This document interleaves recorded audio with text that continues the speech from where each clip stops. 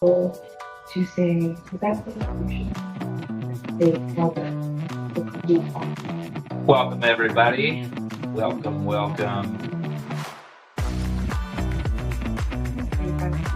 Watch Live Crafts.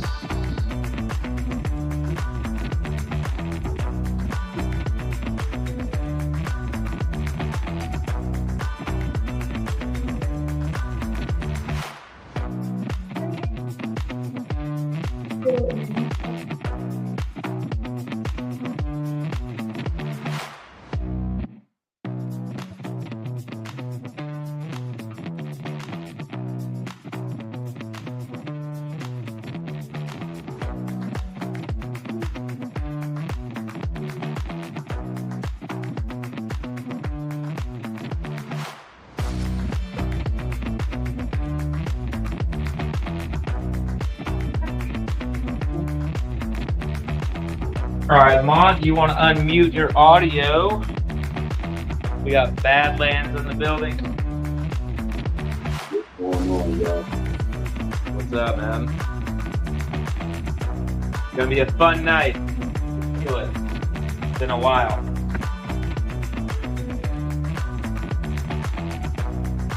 Yes, it has. Who do we got checking in? We got Skills, number 1. Clint checking in. Who else is out there? Checking in over in the app. Let's see. Oh, wait. I didn't mean to hit that button. Sorry, guys. Not locking you out yet. Not yet.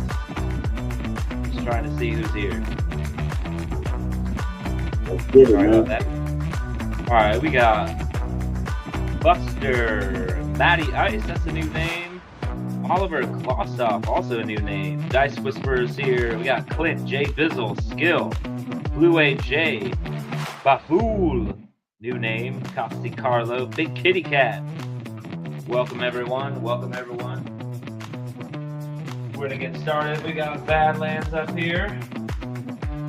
Badlands, you ready to shoot? Really?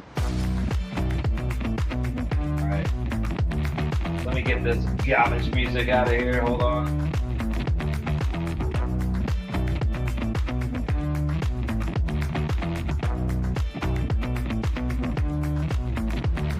Oh, there we go. All right. Hope everyone's having a good day. And we're going to switch over to Badlands screen. We had a $5,000 buy-in. Where did I set the rebuys at? I think I might have set the rebuys at 3,000. We got a 5 rebuy limit tonight. $15 table minimum. And let's see. What else? What else can I tell you? Double on the 2. Double on the 12. And what's that? Oh, we got, oh man, they took that feature away? That's stupid. All right, let's see. Oh, maximize. Let's see. Oh, okay. Well, I guess that's easier. All right. I just updated Streamyard. It's just a couple features. I don't know what's new here. So, all right, everybody. We're going to press the button. We're going to give you 10 seconds. I'm going to press it. So you got 20 seconds from now. And there we go. 10-second warning. Let's get it started. Let's get it started. Ha!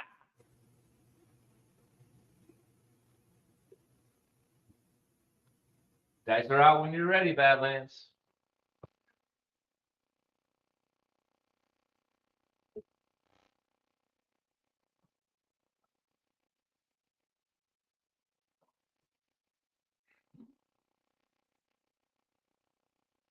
Ace deuce. Ace deuce. All right. Take the line, pay the dough.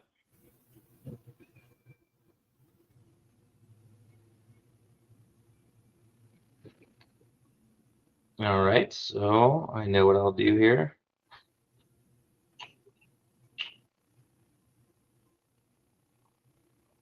All right, dice up.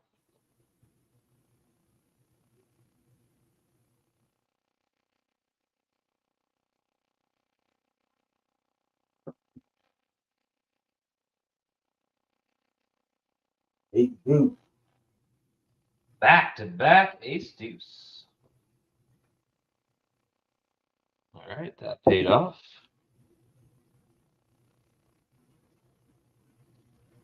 Got some money back. What's that world bet up? $5.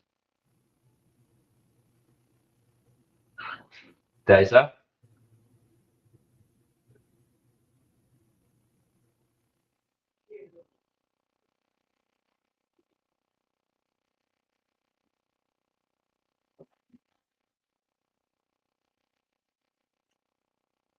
Then ace deuce again.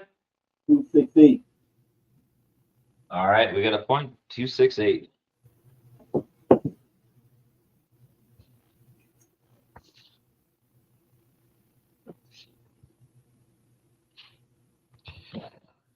All right, 268.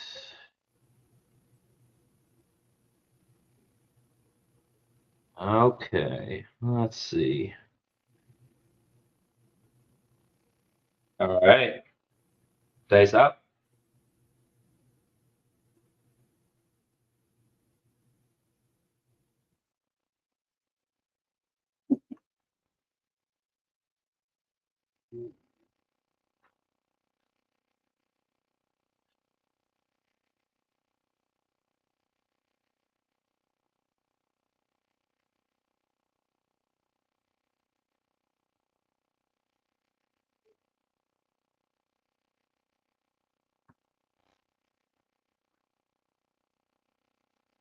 There, was that 369. 369. Mom, do me a favor, pull down that that code. Why? My dice ain't gonna go all the way back there, bro. No. Pull down that code to avoid confusion, so people don't try to get to that code. Oh, oh man, I gotta use my phone to do all that, man. I ain't even got that phone down here. All right. All right. Okay. Good shot. All right. And let's see. We're going here. All right. Dice out.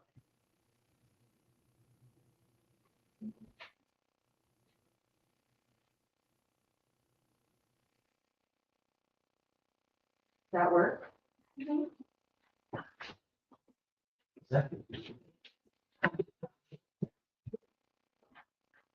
Two,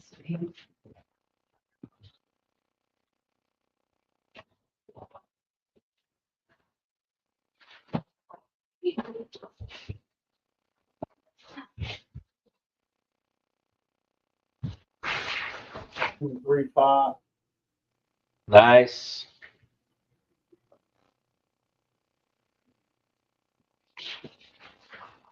Oh man. If you want me to, I'll go up there and grab the phone and do it, man. If you want me to. You can do it. You can do it when I'm shooting. It's all right. It's not Ice the Shooter here.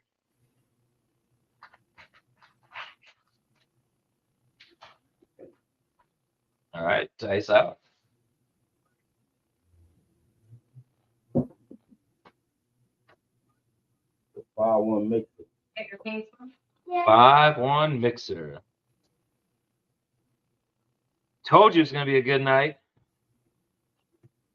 I done told you. Here. Oh, that's right. Did you get, you have your pay question?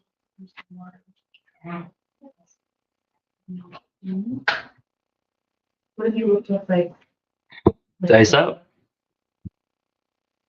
Easy painting, something or whatever. Oh. Here, let's put those on a piece of paper. Off the table, no shot. Or you could do maybe. All right. Open the bets back up. Too tall to call.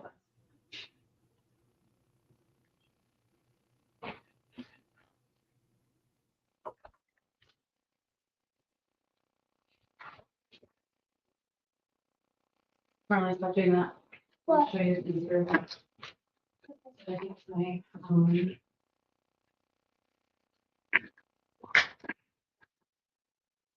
maybe just squeeze a little bit out. You can do it with all of your. Okay. Maybe you saw the call. One more time. Okay.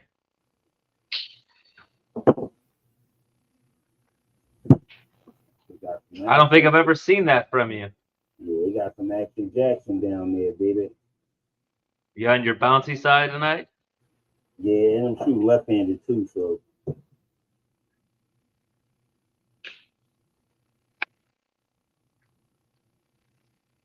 We've been using left hand all week.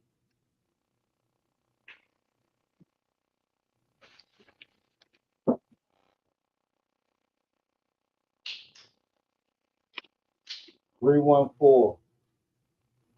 3, 1, 4. Nice.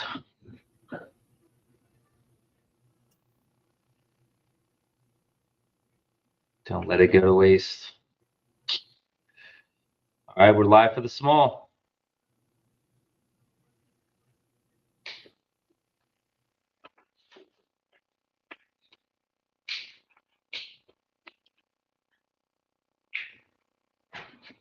Face up.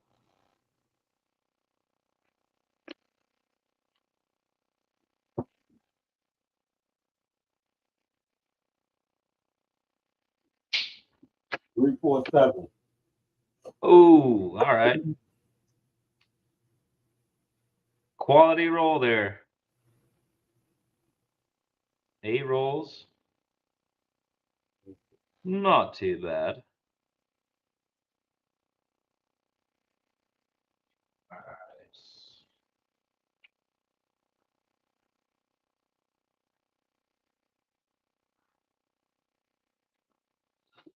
right. Okay. Blue AJ still up top. Skill, Big Kitty Cat, Badlands, myself, and Miss Ale. Yes, Miss Ale. And Oliver.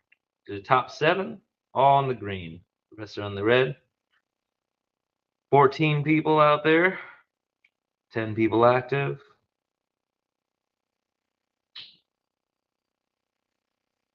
Okay. All right, I'll switch it over to me.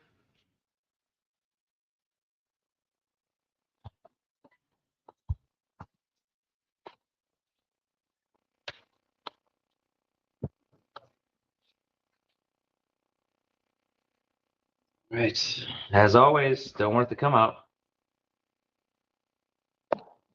Here we go.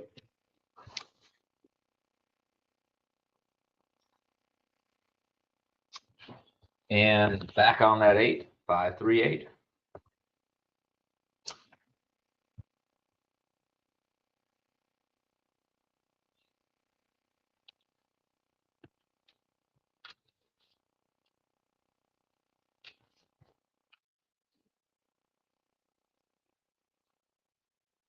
Five, 3, 8.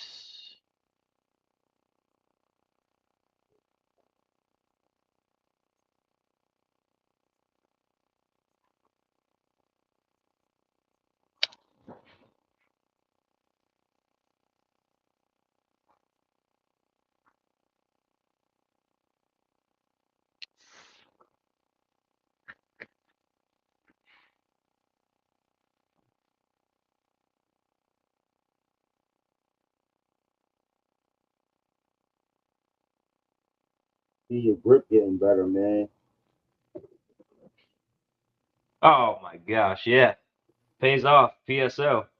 Yo, that grip, man. You got to straighten your thumb up, but that grip nice right there, man. Good shit right there. I see it's getting better, man. Thank you. That's what's gonna push you in them long rolls, man. That grip. Wow. Okay. That grip gonna push you in them long rolls, bro. Keeping it being with you. Maybe it won't be such a great night. 5-2. Damn. All right. Well, Welcome That couldn't have back. done much for the crowd. Let's Welcome see. back, man. Oh, look at this. Blue AJ jumps up from 1,700 to 84. He knew. He knew. He All right. he knew you was going up. Yep. I Maybe guess. that's how I should bet on myself tonight. I guess. Oh, well. All right. Sorry about that, guys. I'll get it together. That was good too, man. Plenty of show to go. Mont, your camera cut out there.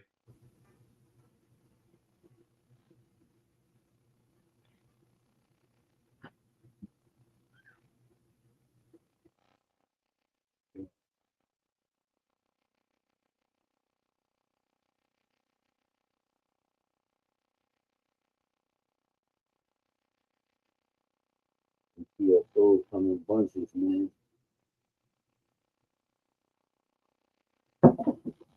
Wait. Did you hear me? Your camera cut out?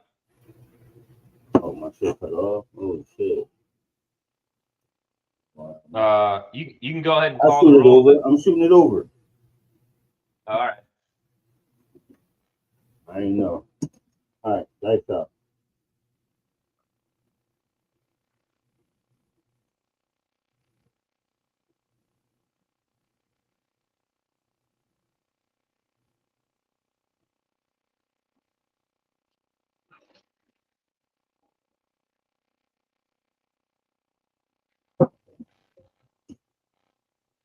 Nice talk.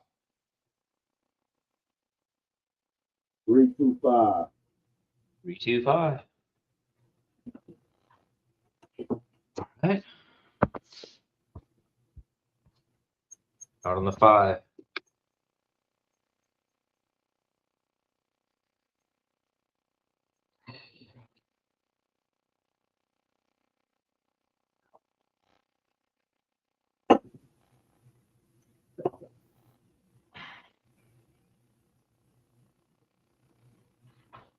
We got white dice tonight.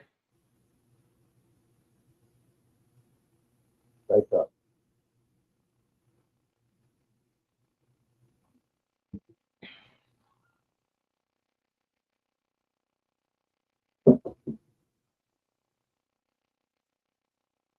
Five one mixer. All right. Nice.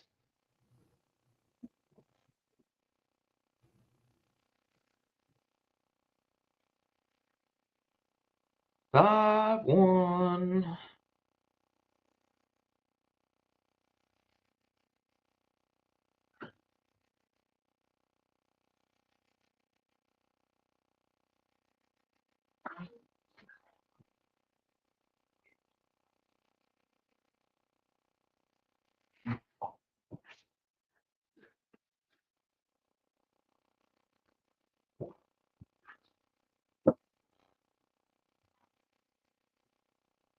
It's like a 628.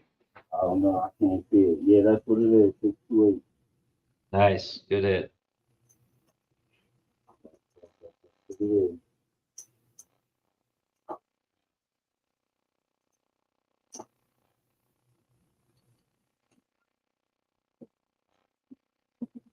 Oh, my hard ass shot. So, my shot. Believe me.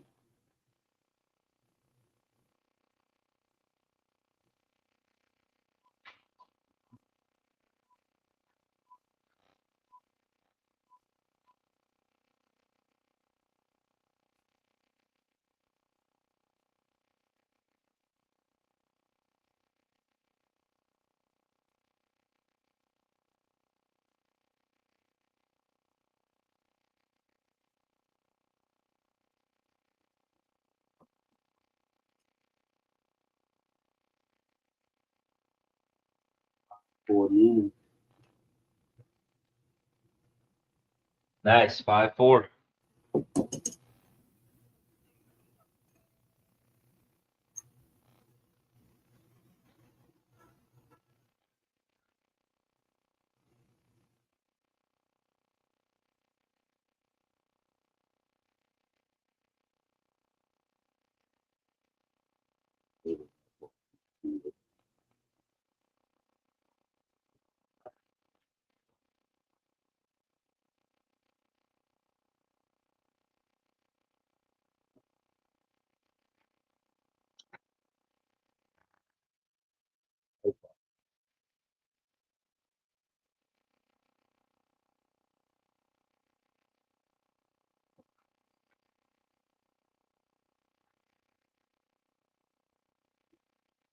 Deuce. Ace deuce. Nice.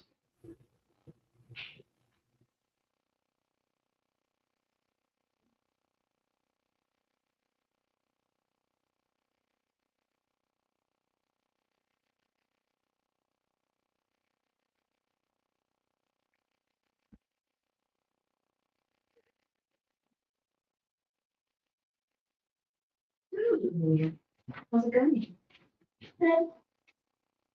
Give me a second. 1 second. All right. Yep. Then No, first, oh, no, that's that. Not a second. Because I've been back already. Really, getting a little bit of water on it. Feel better.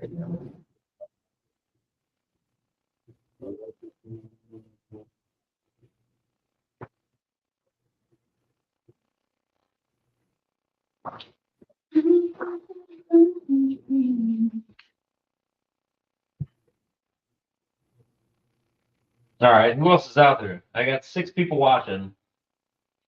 I have 2 people that commented. Check in. Oh, there we go. Kay Fisher, what's up? Yeah, I know. All right, We gotta thanks, work guys. on Badlands' audio. One of these days we'll get together.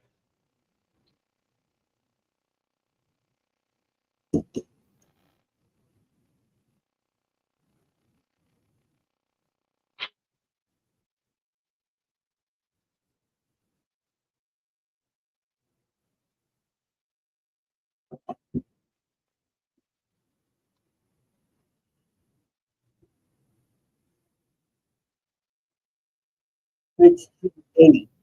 628. All right. Very nice. Let's see. Well, I'm being awfully modest here with my betting. Now, working on the road to recovery.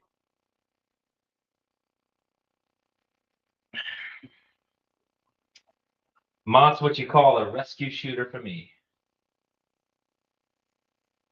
Like that.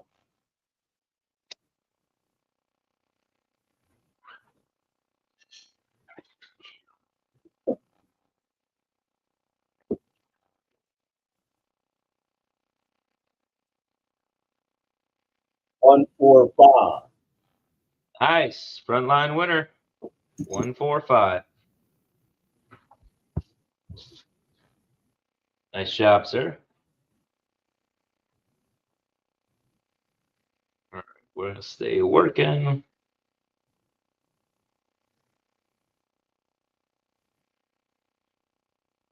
Mm.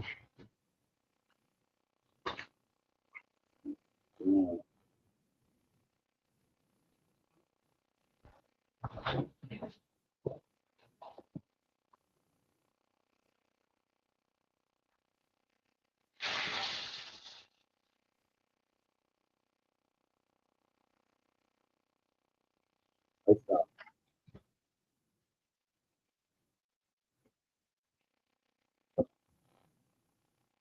Ooh, so 5. 2, 3, 5.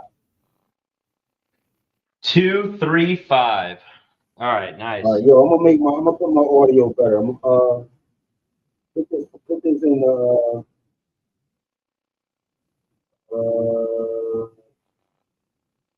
Wait, hold on, Mont. I just want to confirm that's a 235, right? 2, 5. All right. So here's what I can tell you about your audio is like No, when we I good. watch Can your. you hear me now? Oh yeah, I can hear you, but All right, when there you go. do your lives, you know, like sometimes you have that echo, like at the beginning of your own lives. Oh yeah. That the first time the audio is always better, and I think if you got like a 2 camera setup or something, you got them going at the same time. No, Like one of those microphones is it's better. probably from my laptop though. That's probably what it is. Okay, I gotta send you a link on this. Like what I use, dude, it's great. Like there's no echo, no cancellation, and everything comes through clear. and it's like it's a conference. It's for like conference calls. Like you put it in the middle of the table, right? So I just put it at the back of my table. It picks up the vibration of the dice. I can hear everybody, and all I got to do is press a button. It links up Bluetooth, and good to go. I'll send you the link, man. Let's get it, I man. love it. All right, send me that joint. Lights out. All right.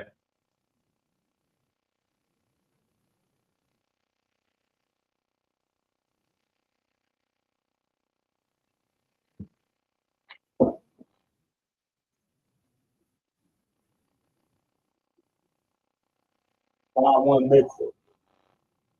5-1 mixer.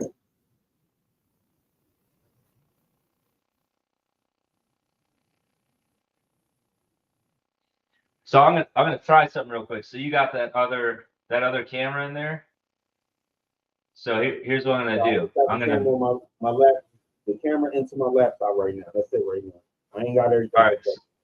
So let me try this. Let me bring this to the stage.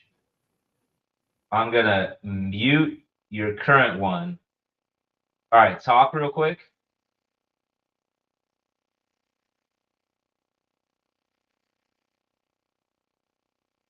Oh yeah, I don't have any audio on that. All right. Well, I'll mute this other one. All right, keep going, shooter. Let's go. Lights out.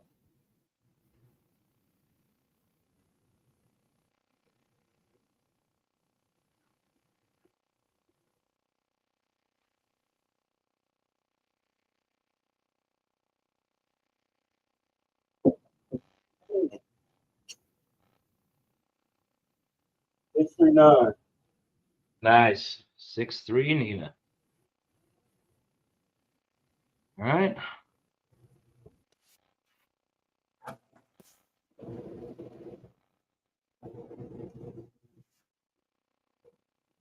What to do here?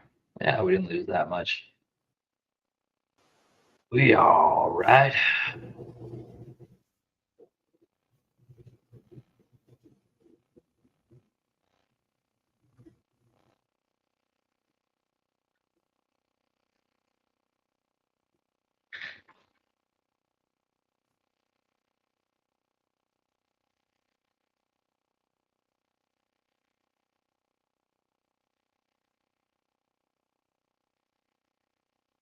Lights out.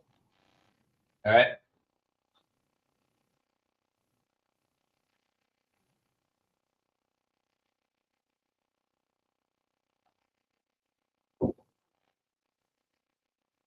Five 6-0. 5-6. Yo diggity. I like the way you work it. Yo diggity. We got to bag it up.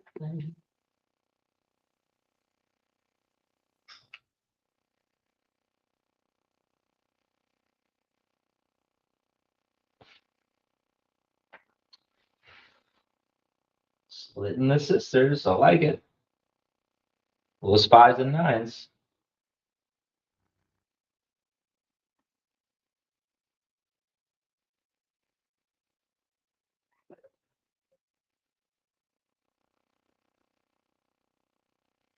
Lights out. Get off of that. Okay. Well, I see a 3. And maybe that's a 5-3-8. 5-3-8. Yes, sir. All right, we're gonna have to change something up here. And I know just what to do. Just what to do. Wait a minute. Wait a damn minute. What the hell? Oh, I see. All right. Okay.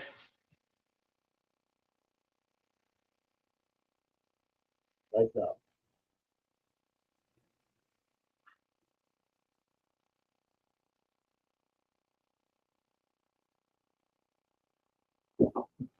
Damn, why is my joint 2-4-6? Oh. Whew. Man, when you make those noises, I get nervous. All right, so we're gonna let's see, sixes. What we got in there? That's six number 3. All right, take 6 up to 90.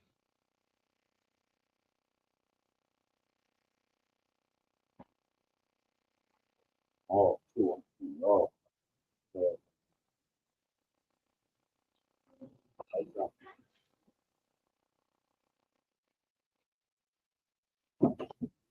Too deep in the wall. 538. All right. Just about to say I should have taken the 8 up to 92. Wait a minute. I took that bet down like 5 times. All right. Whatever, man. That's fine. Want to be that way? You can be that way.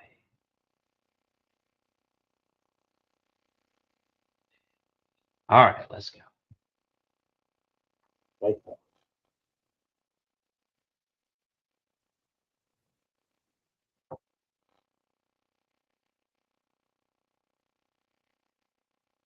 Ace. What do you say, aces? Ace. Nice.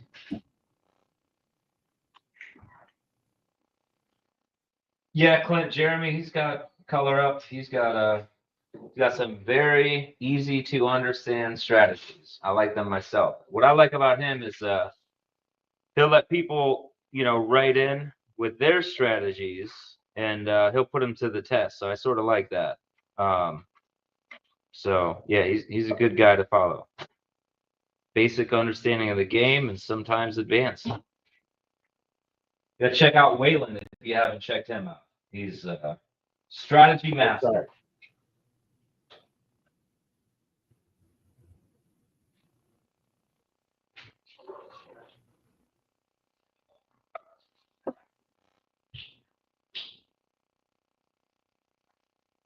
246. 246. You want to press that up for a reason. All right. Now we're back in the green.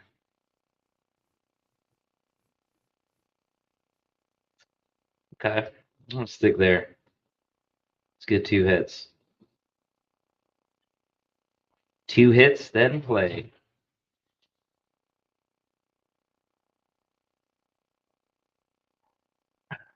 I'd like that 6 and 8 again, please.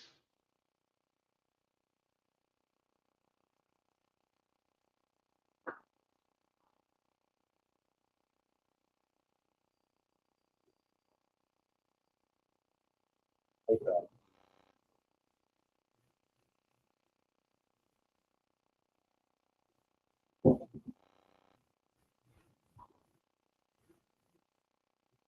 See a 1. Ace deuce. Ace deuce. Oh boy.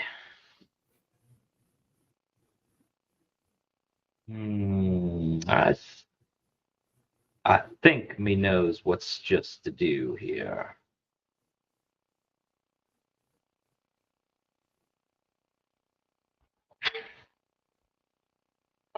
Thinks me knows.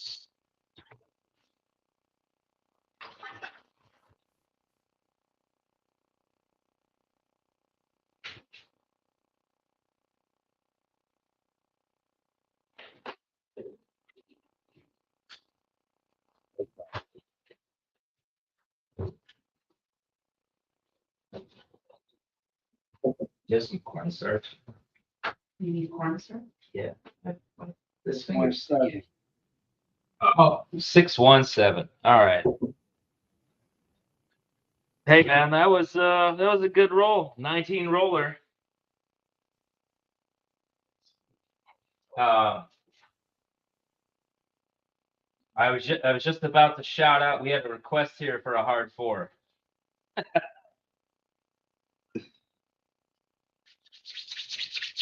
All right.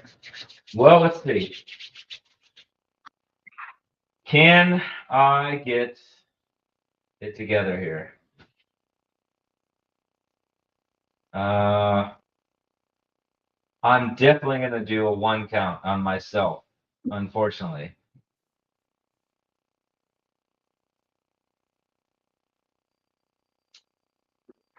All right.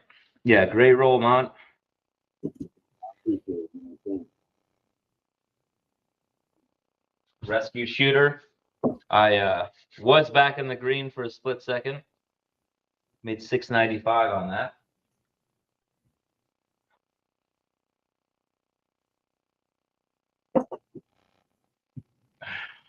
All right. So I got all the business out there.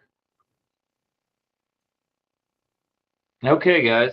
Don't want it to come out, and I'm giving myself a 1 count. Just so you know.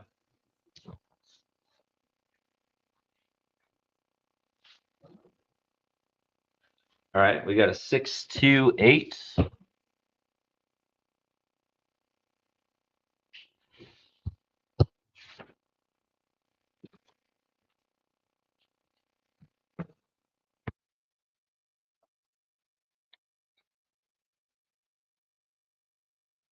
God, so hard not to do a bet, but it's okay.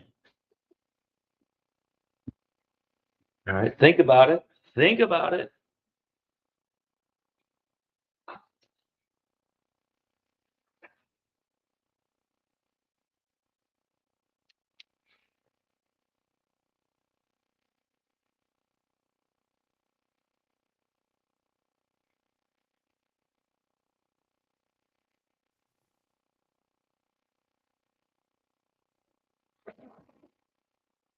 Oh, see? Told you guys, give me a 1 count. Another PSO. Back to back.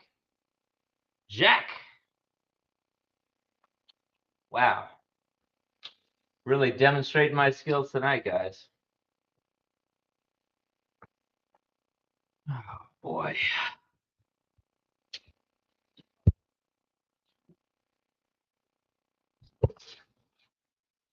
Well, happens. Real table conditions here.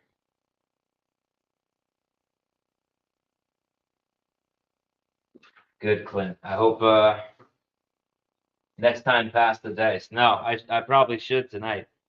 I think I'm gonna have to switch my set here. Switch it and see if we can figure it out. I did have something sticky on my finger before, and now I don't. I dipped my finger in cornstarch, and now it's slippery. All right, we have. Okay, so here's what I'm gonna do. Hello. Mont, unmute that other camera. I guess your laptop camera. You ready? So I got that one. Unmute the other one. Yeah, that one.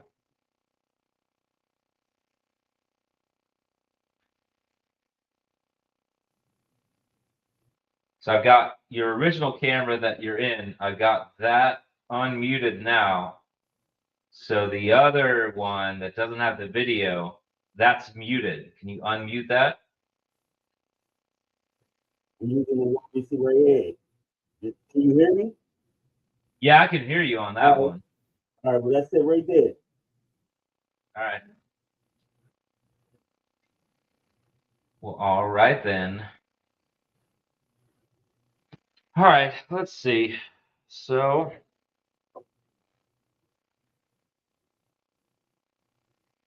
we got the hero back in action. Let's get it.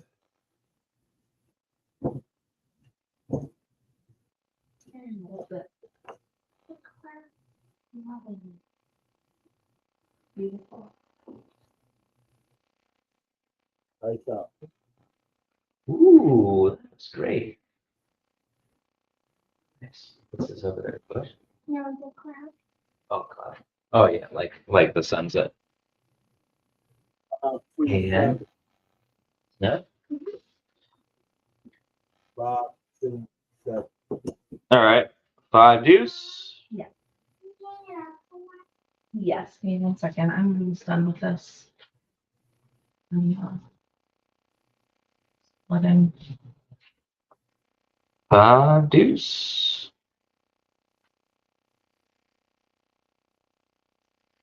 Beat that.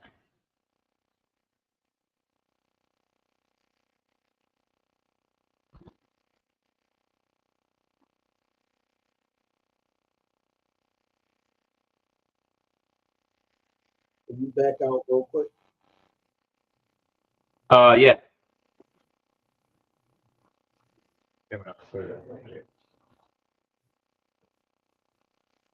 All right, let me know when you're ready. Wake up. That was it's nice.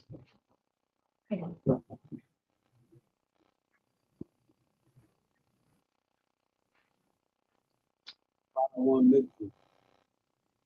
All right, 5-1. Out on the 6. Where's what man? It's on the other side of the coffee table. I thought. Ooh. At least that's right. That's the wrong colored chip there for the hard ways. All right. There we go.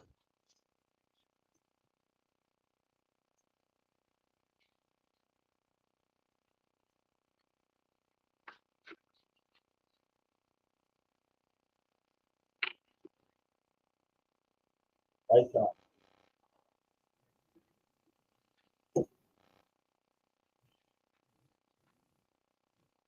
Right here, look.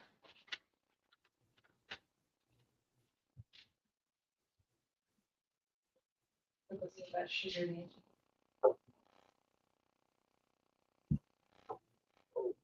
5, 2, 7.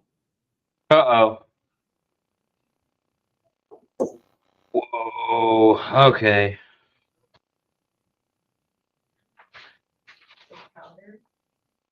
Now we're going to leave it up to the master here tonight. Watch out, everyone. Like, remember the stuff that she teach me? Let's look at these cool diamonds I made. Sugar. So it's gonna be like a ring. Will that fit in the ring? Mm-hmm. There it is. Pretty cool.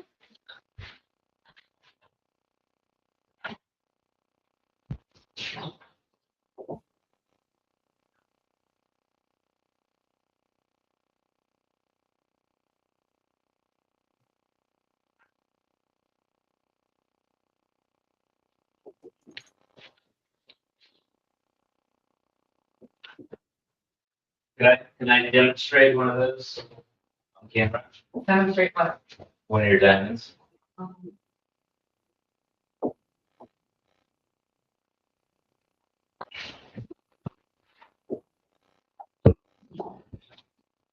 All right. Let's see.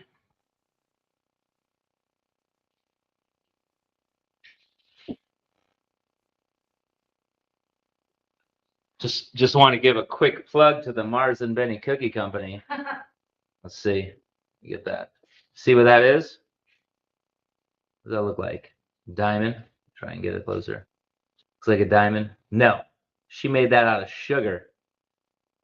That's going inside of a cookie. Mars and Benny Cookie Company. What's that, like It's gonna be a ring. 10 carats or something? Yeah. I don't even know. I don't even know what 1 carat looks like, let alone Thanks 10. for the shout out. Neither does Lisa. All right. What say you now, Kingfisher? Should I pass the dice now? I probably should.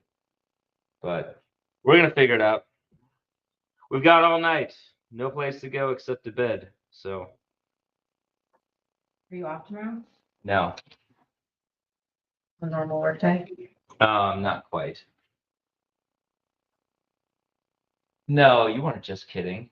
We all have those nights. We all have those nights where it's good or it's bad. So I'm gonna say, don't come to work out. Don't come to work out. Don't work to come out. But I will say, I will just mention. Stop playing, man. Let's get this money back, man. Yeah. Let's get this money back, man. Is he telling you to stop talking? I think so. Mon's like, shut up, roll the dice, let's go. All right. Look at that. Go, man. Let's get 527. it, man. Let's get this bread back, man. Don't come to work out. Don't come to workout. 527. Come on, man. Really good.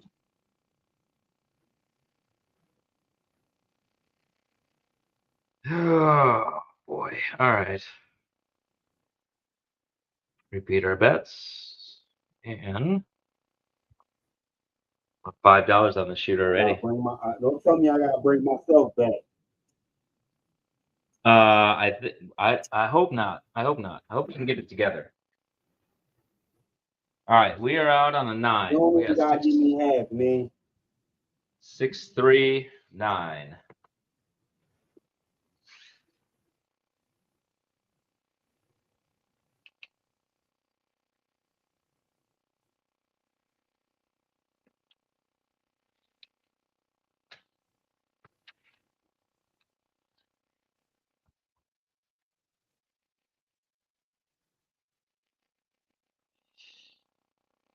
All right, Scotty.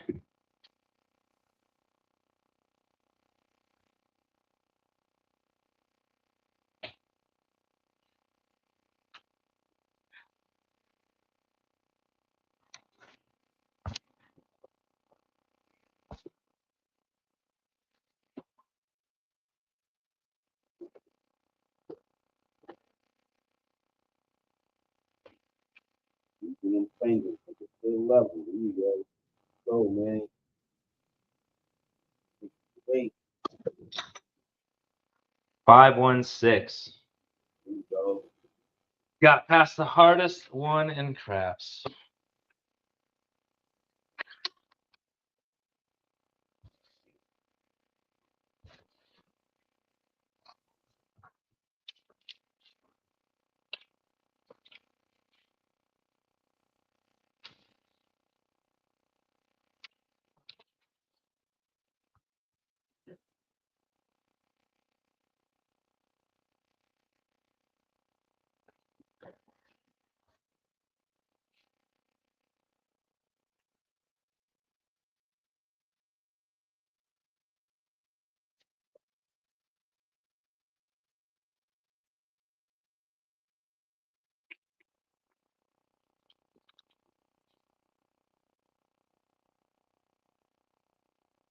Perfect everything, Scott.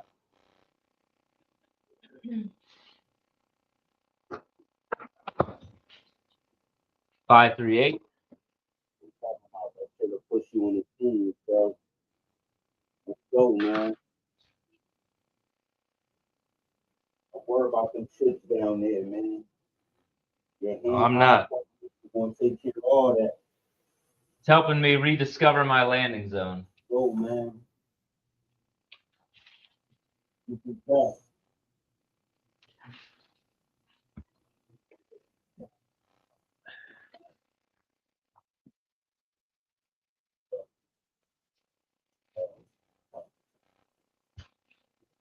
That.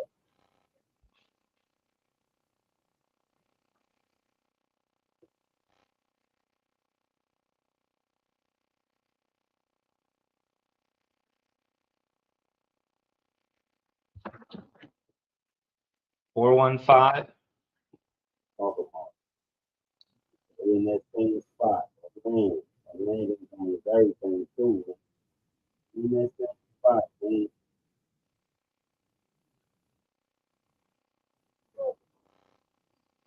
That arm extended out there.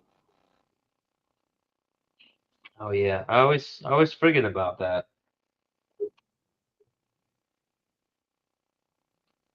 So, man. Out there.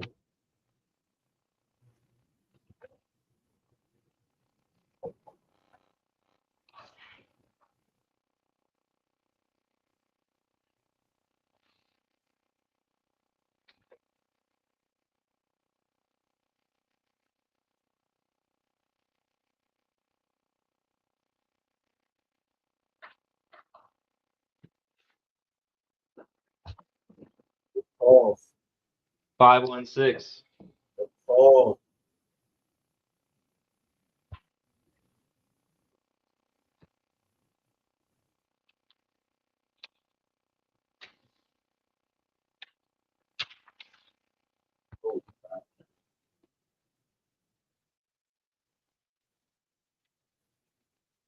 on, man.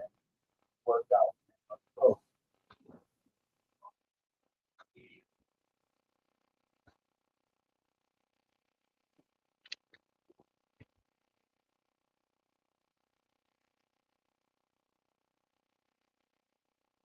Boom. There it goes. Rip it. I'm up by so. 549. Front line winner. Oh. Let's go. And that's a flat winner. Yeah.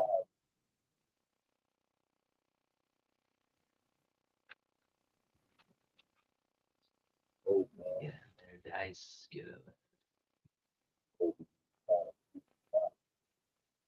Wow.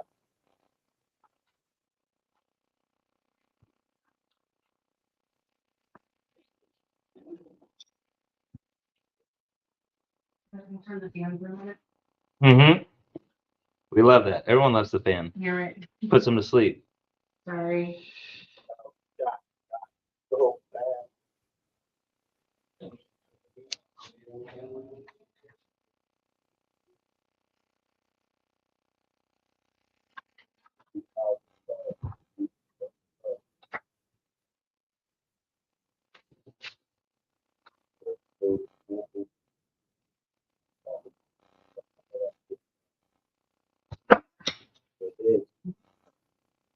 All right. Front line winner, 4-3.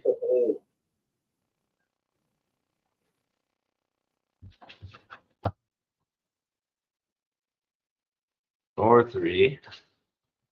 All right. ATS reset. You made the score. And we go for more.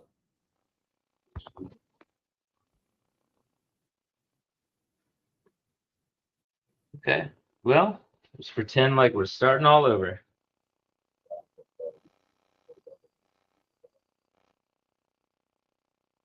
Good, man. Every shot is enough with a different color. Every shot is a different shot. Touch the different color. There's your hard 4. Oh, It's a little long overdue. But we got it. We got one. all right. The long roadway.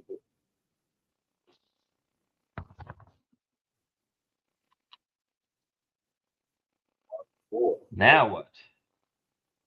Gonna go through that. it's coming right back. We're gonna hop the forward. Yeah. We're gonna hop the full order. Order 4 pay me $750. Let's go.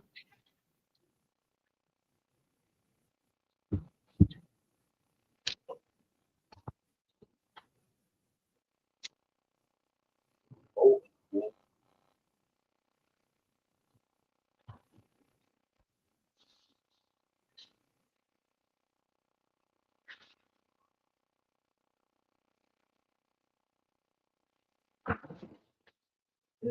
415. Viva.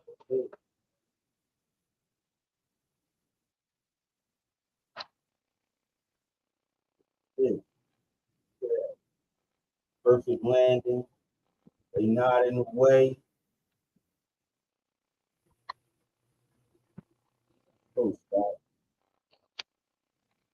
Maybe that's an omen. Two's gonna show up next. Maybe. Fall Maybe. off. Are you there? Go.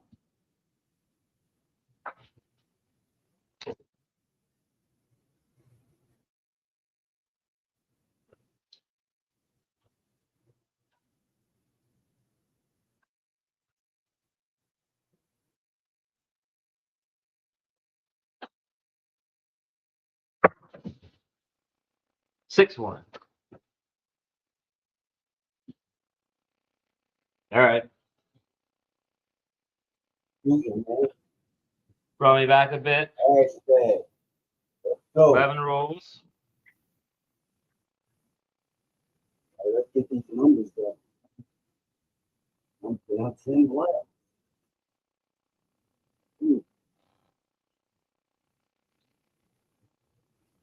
Okay.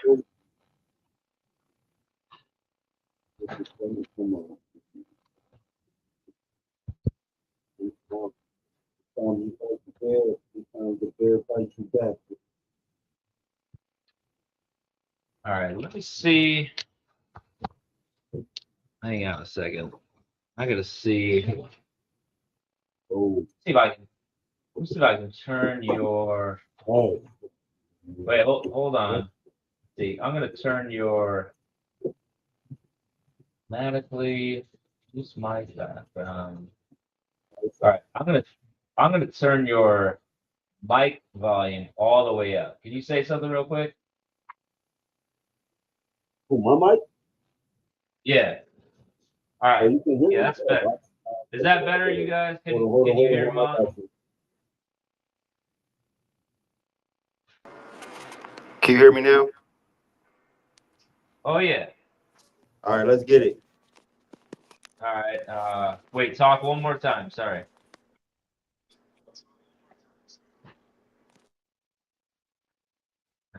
Okay. All right. Let's go.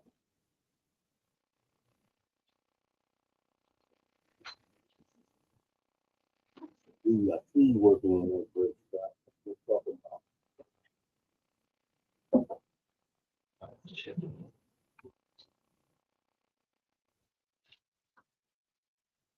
617.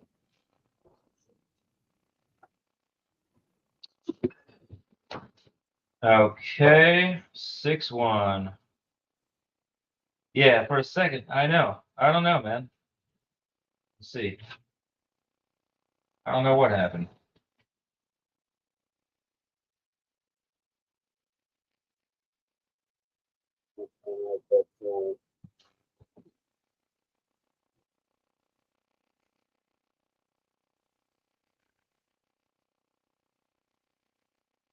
Let me do this.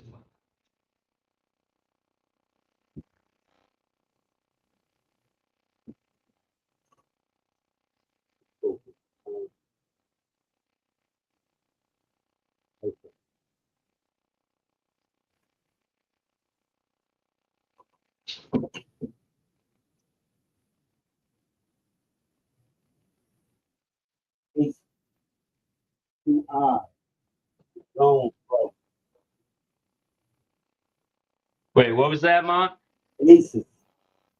Aces. All right. Nice.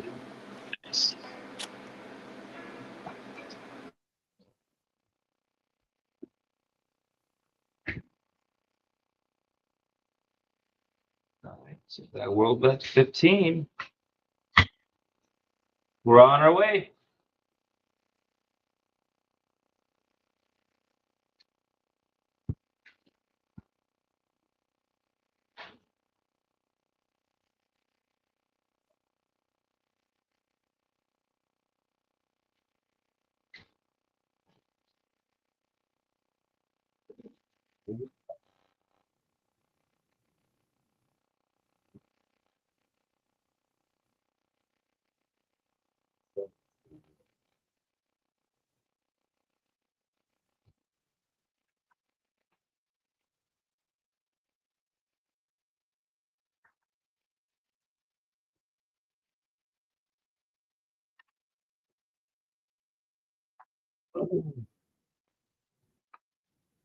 Damn.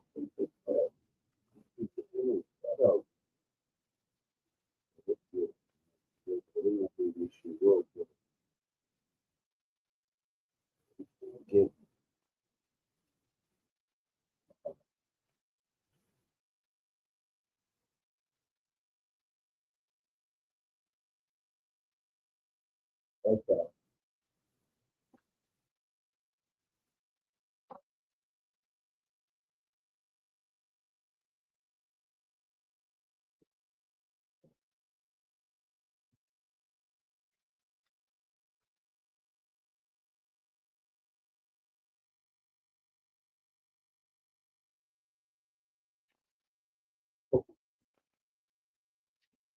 don't like the food.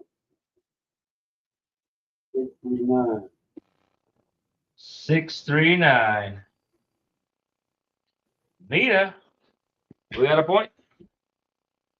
639.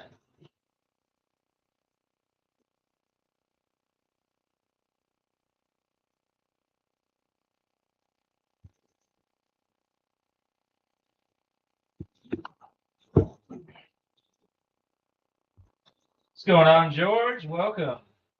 Thanks for popping by.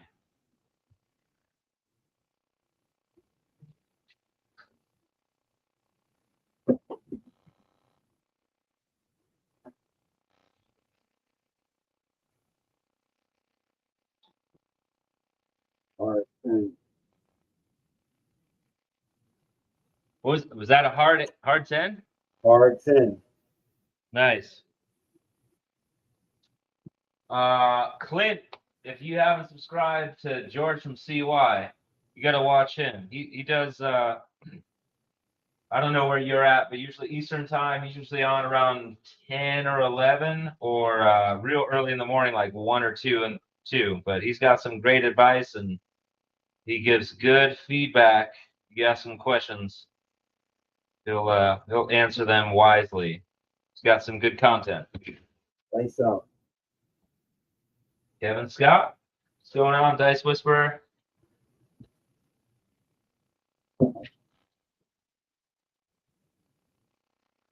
Deuce. Ace Deuce. A little bit of Alfredo sauce. The sauce.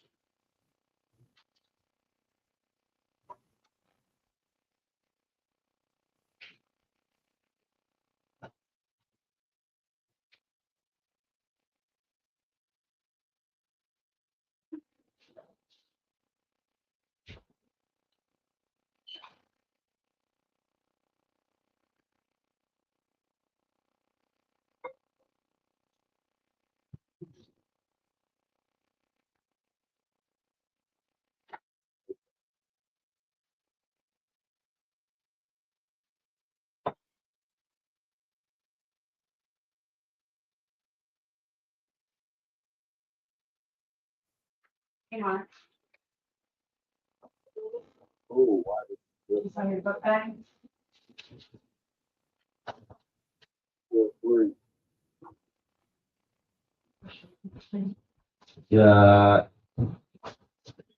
What was that? 6? 4-3. 4-3. Yeah. All right.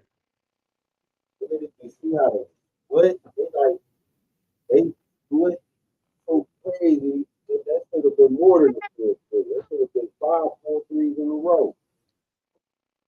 That should be crazy. There's no way they can pull apart like that.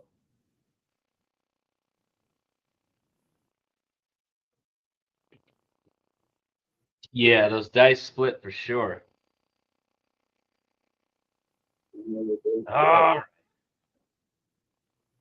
The ups, no way.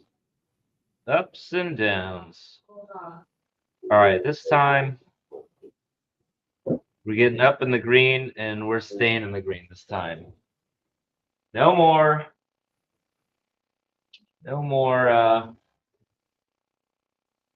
down. All up.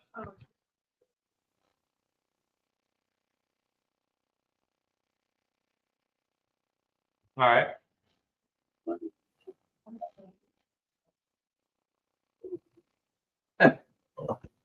Kingfisher, that bothered you that much, really? Over here? I mean, technically, we don't have any odds over there. But there you go. They're gonna get knocked over again. Is that what you're talking about? Is that better? Wait a minute. Let's make it official. Because only pass line bets. And I know that by now there's a lot of these guys betting on the don't on me here, so might as well put it there. Let's take that off. Let's put some realistic bets there based off of my performance thus far. Set that aside.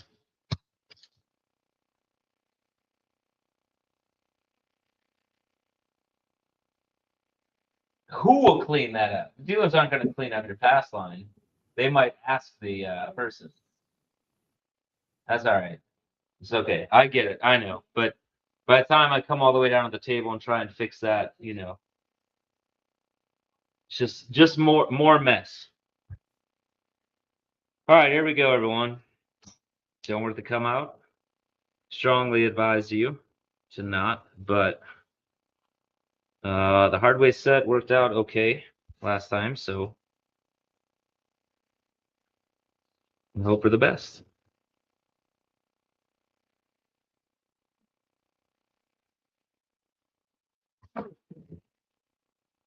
All right, 639.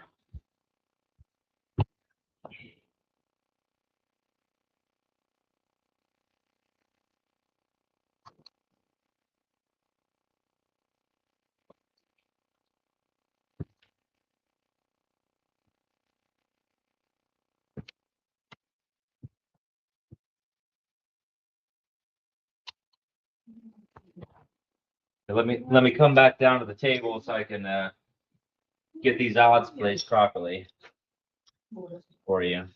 Go 3 times odds in the part that matters. 2 times odds here. Let's see, he's gonna place.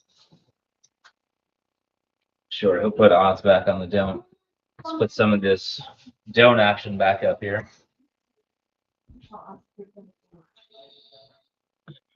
Now, is it going to bother you that the black chip is on top of the green? Should I fix that, or shall we continue, Kingfisher? All right, let's see.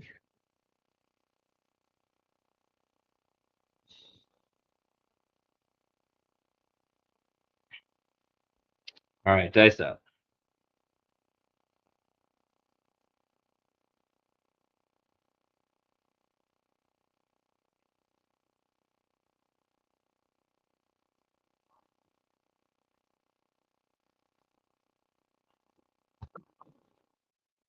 Oh, you got to be kidding me. The don't players win there. 4-3. Whoo. Oh, boy. This is that to the right. Hang on.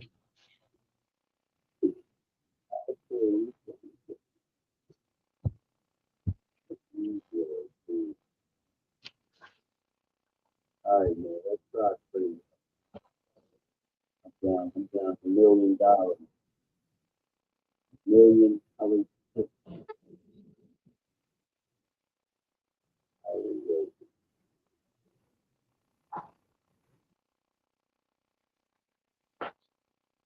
All right. Let's go, Mont.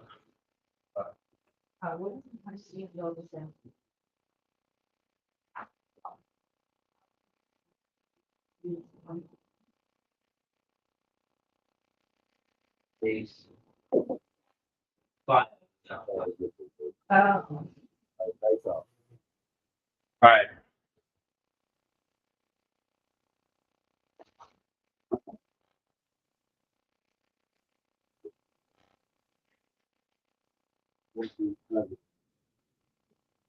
That's up to you. What was it? 3-7. All right. 7 come out. All right. That's okay. No. If you go in the kitchen. Redo it. Do I have to tell you? You don't know that? More energy. All right. I'm not seeing it. George says more energy for me. Oh. Okay.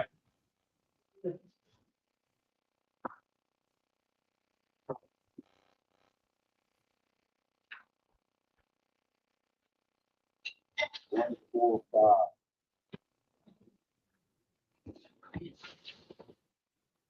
All right. We have a point.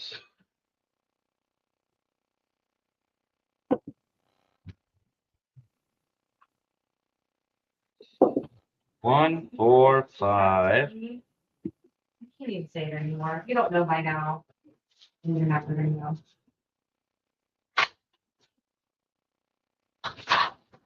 Nice one. Got it, Lee?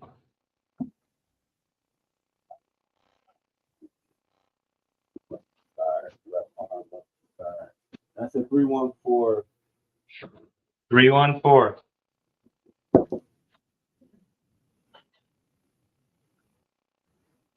Okay.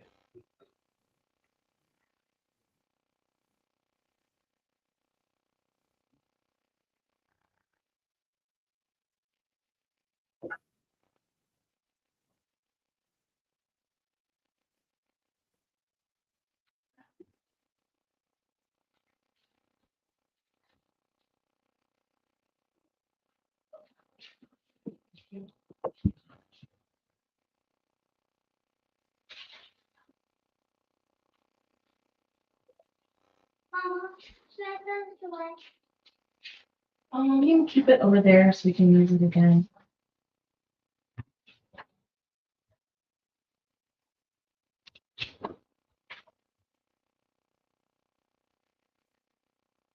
Two, four, six.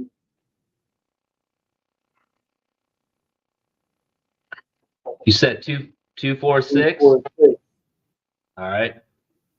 Nice. All right. 1,700 to go. Good. Nice. You just leave them like that. How much time you have living room? Just dirty dishes and crafts, okay? What I need as possible. Woo! Okay.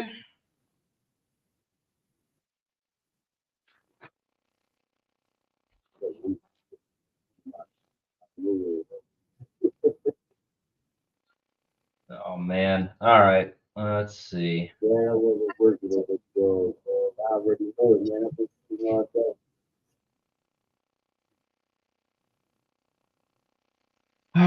All right. All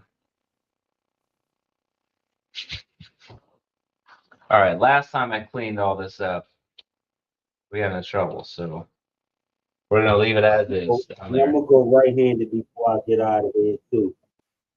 All right. Does that look real? Oh yeah. Look at this. Careful with it. Here's the. We show this Martin Benny Cookie Company. Let's see. Oh yeah, there we go. There we go. Look at that I on don't the think we screen. see it up close, but it's a diamond ring cookie. Yep. That's pretty awesome. Thanks. Never seen anything like that. And you can eat the whole thing. Yeah, I don't know that I'd want to eat that big rock of sugar, but it's actually healthier for you than sugar replacement is like ladies all like any kind of big rock. That one I can tell you. Diamonds are a girl's best friend. All right. Come on, let's go. I don't know that this is necessarily the set for me, but tonight. Let me see. How did we?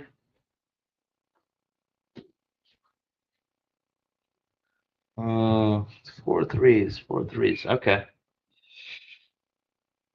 Let's see if we can read these dice. Dice out.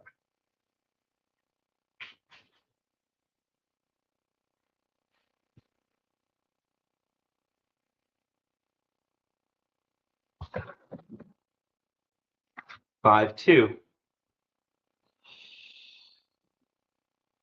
Okay. It's frontline winner.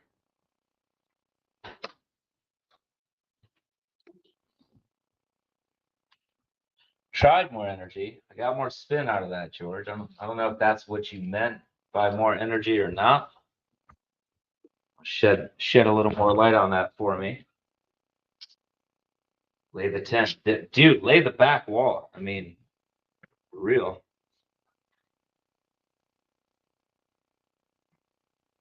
All right. Nice and steady. Let's try this. Let's try a 3-1-1-3. When in doubt.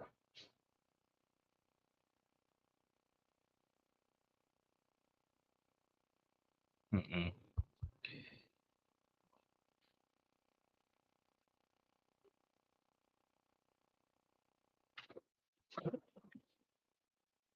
437.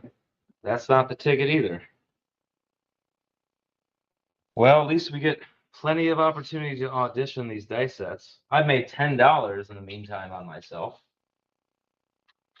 So that's exciting. I know we need some calm out here.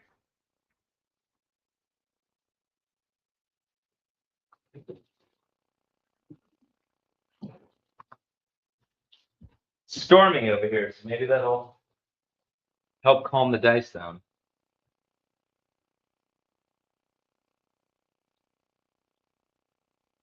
Okay, here we go. So let's try 6, 5, 4, 6. The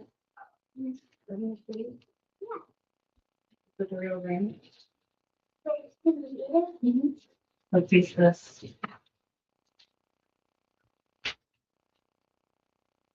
Let me know if that rain is annoying to you guys. Do you notice?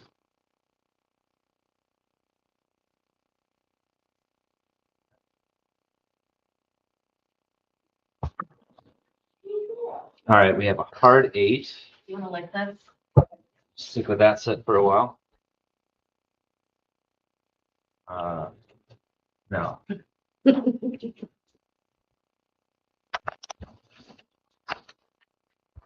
That's what he said.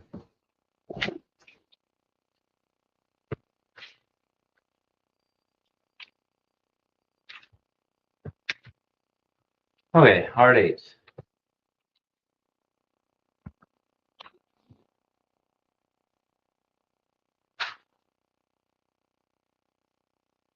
Well, now we're in trouble.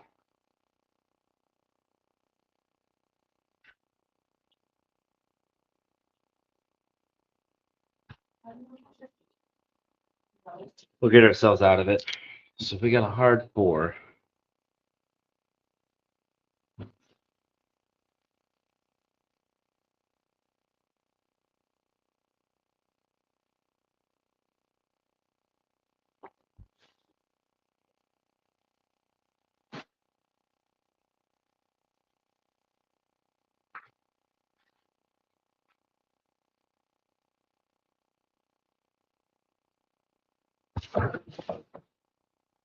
Six, 2, 8. Front line.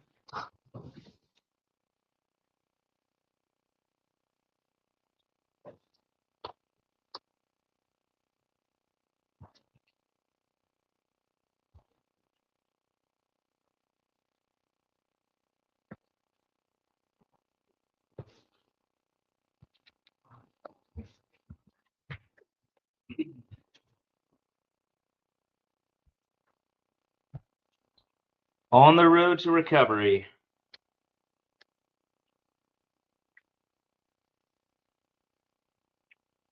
Badlands back in.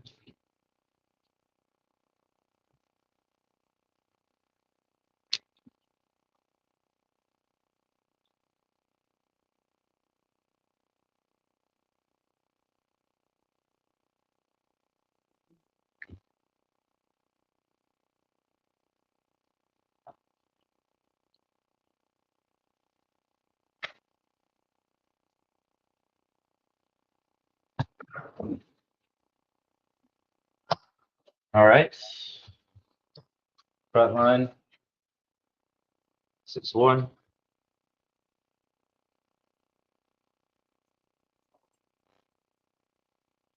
Grab that.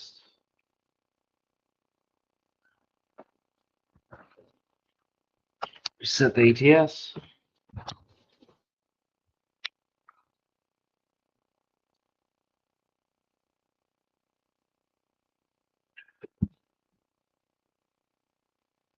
Hmm. 6, 2. Yeah, I'm floating on one die. 6, 5, 1, 5, George says. Yeah, no, I was not excited. I was trying to figure it out. So 6, 5, 1, 5.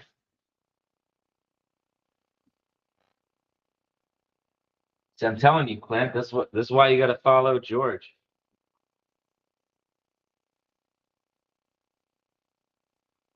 It's 6515.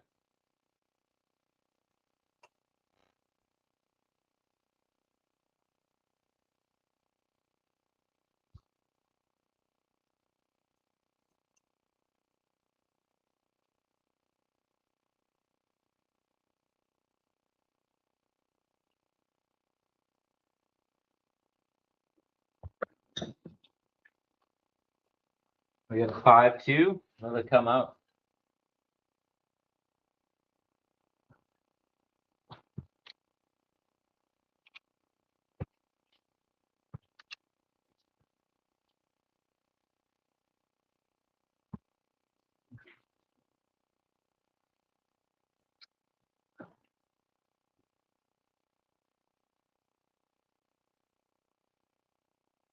Yep.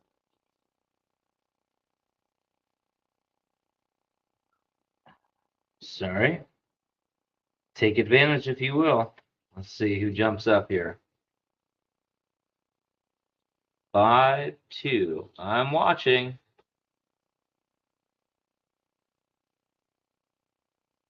Oh, no change. All right. Cool. Okay. 6515. Yep. A lot of sevens tonight, that's for sure. 6515.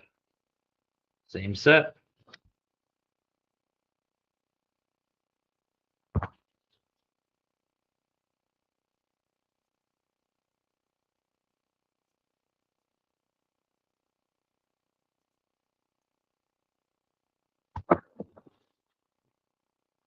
We got a leaner. And that leaner to me looks like 5-2. Well, it fell down as a 3, but we're going to call it as a 5-2.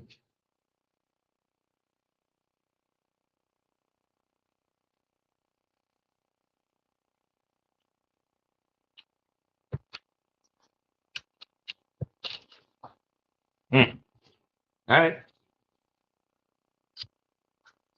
6514, George says. All right, let's try that.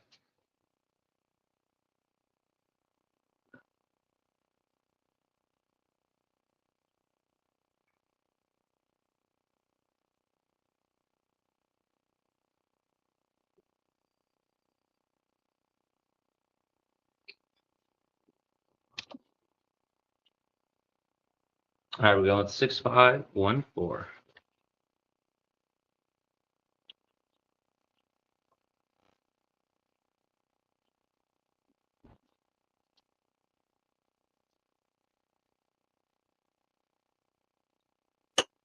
No, there's no 7 out Kingfisher. That was all been come outs.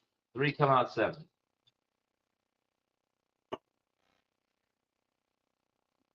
We hit we hit a point, and then it's been 3 come outs. So we're coming out again.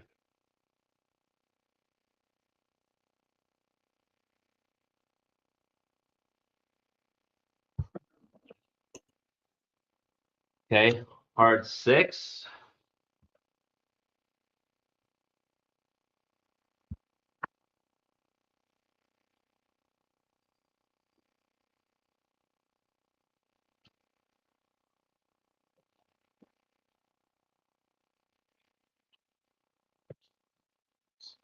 Hard 6.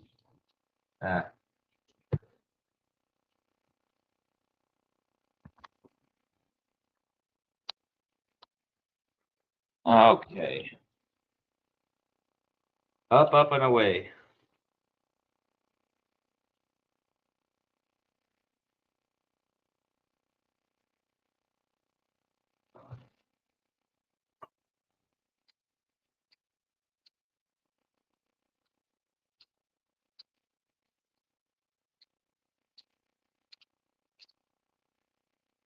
All right, 6514.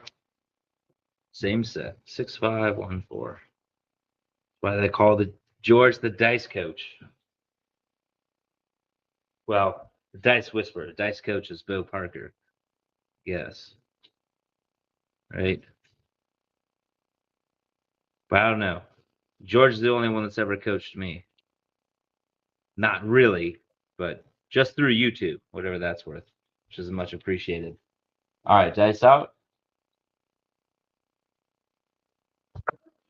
Short roll, 5-1-6. Take that front line. Not really a measurable result because it was a short roll, but good result.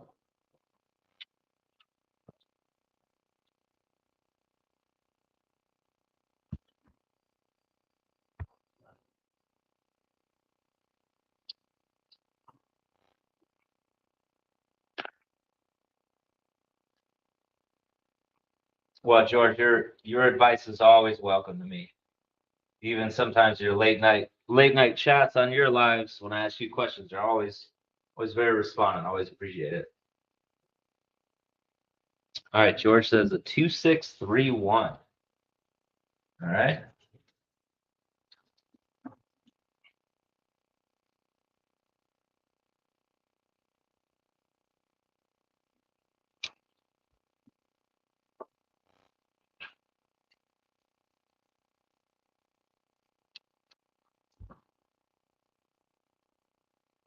Okay, coming up.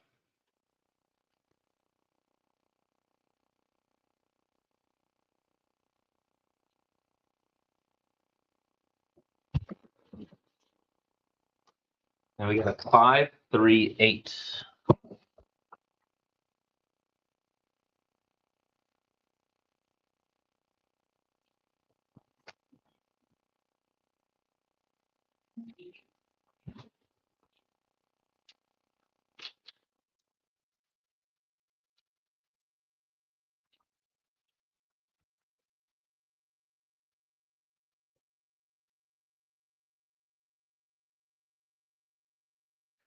Mar. Mar.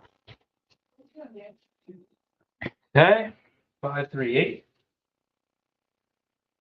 Okay, we're on the right side. He says 2-6-3-1. Let's stay with it.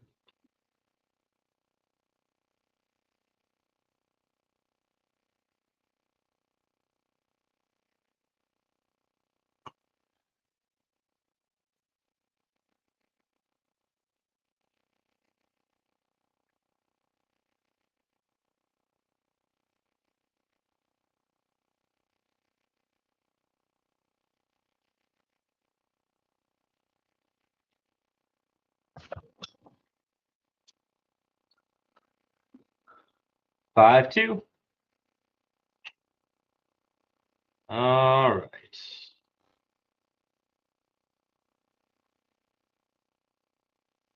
Okay, over to you, Mom.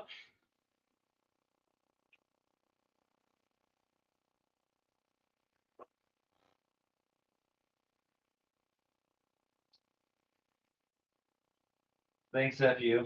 That's FU, sorry. Yeah. Well, 11 rolls, Clint, but I think 9 of them were probably 7s. Dice No, out. always appreciate it, George. And appreciate that, FU. All right, so we got Ma.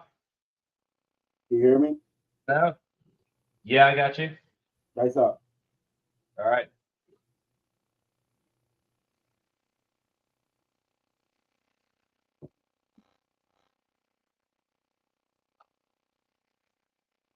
Four, 2, 6. All right, 4-2-6.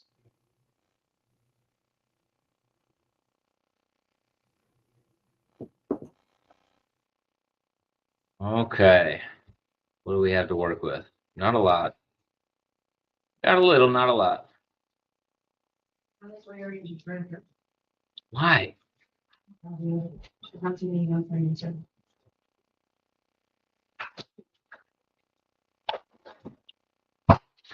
We got a right-handed shooter now, Mont. Yeah. All right.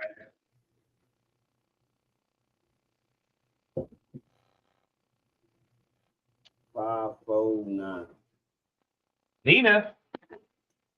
Oh. Na na na na.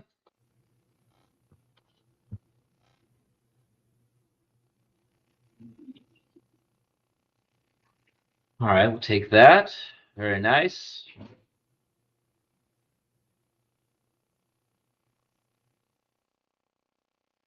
Okay.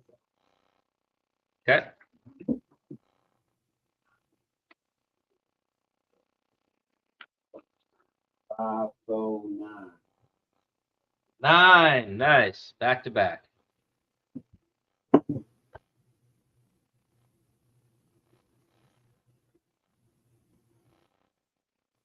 Well, sir, keep that left hand in your pocket.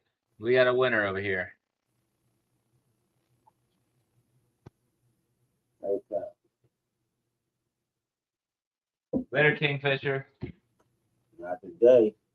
437. Oh, Both boy. hands in my pocket. Oh, man. All right, man. Let's take a pass. All right, bro. I'm gonna get at you, man. I can't stand up no more. All right. All right. Thanks for All right, Vaughn. Thanks for joining. Yeah. Appreciate you. Okay.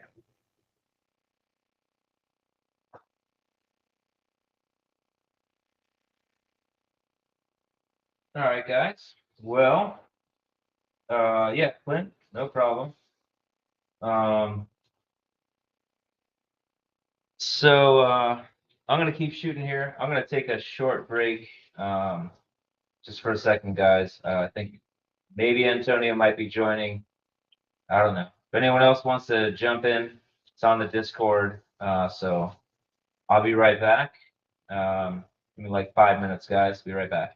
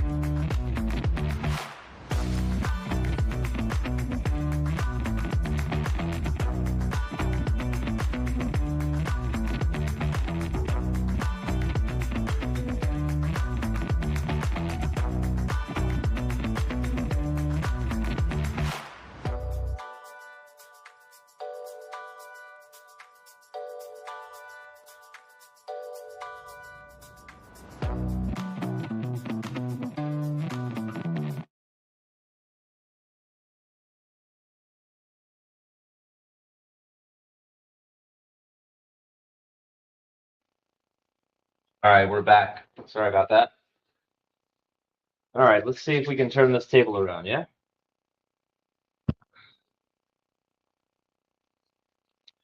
We're due.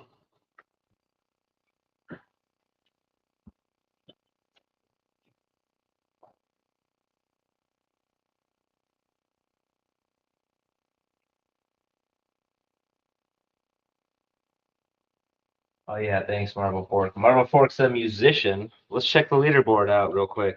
See what that did. Wow, we got still quite a few people in the green.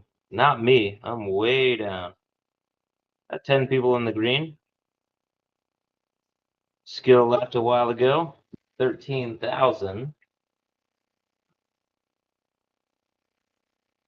see. Badlands is still in here. Audio. Maybe. All right, we got Duracell in there. Glen, Texas. Marble Fork. Coffee Land. Big Kitty Cat. Jeff and ND. JW Smitty. Fish Pig. Big Bird. There's your top 10. And the only ones in the green. All right. I got $842 left before a rebuy. Let's see if we can make something happen. All right. Here we go.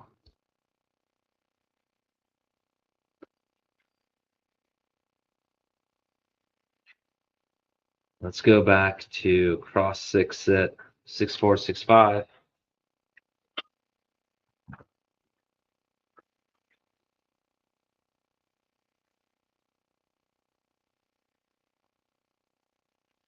That's why I know everyone likes the 5K bankroll and unlimited rebuys because you can get stupid with it. That's why I like to play with a $1,500 bankroll. It's more realistic.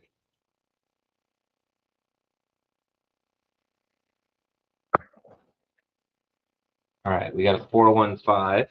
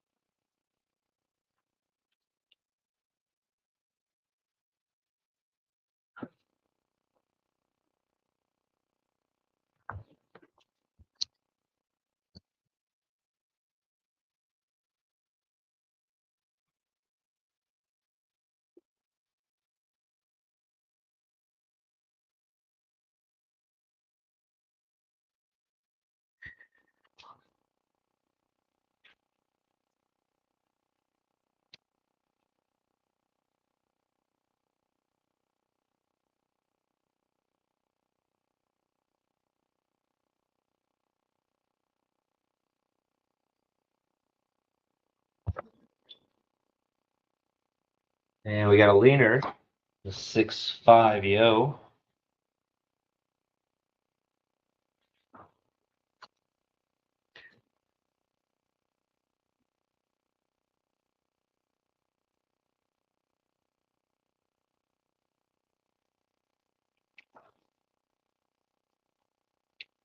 Oh, sure you guys saw it. So 6.5.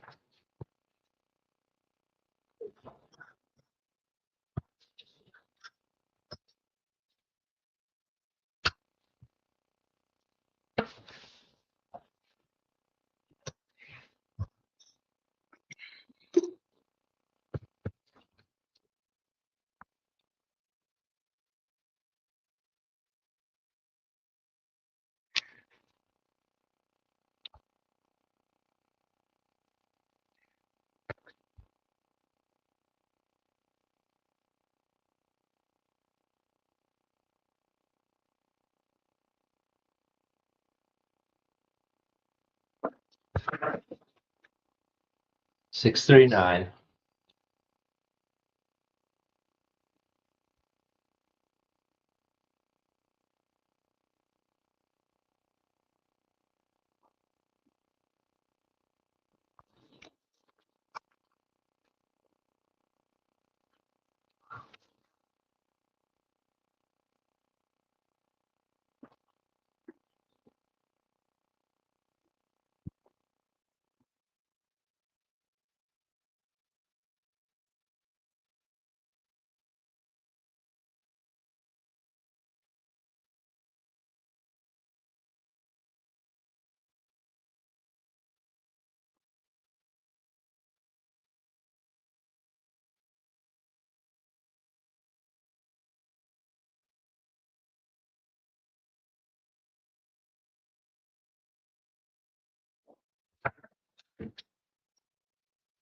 And 437.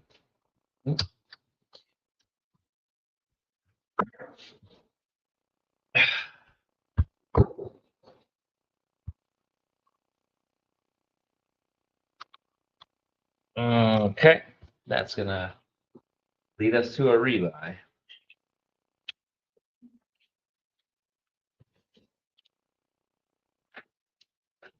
You still in that range?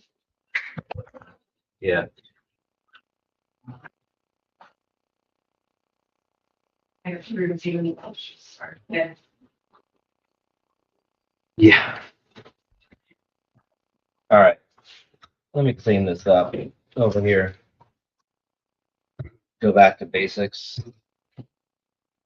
Am I allowed to come see?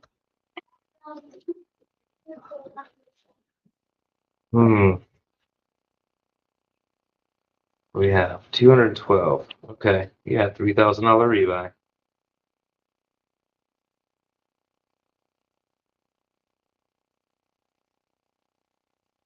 rebuy. Terrible table. Terrible shooting on my behalf.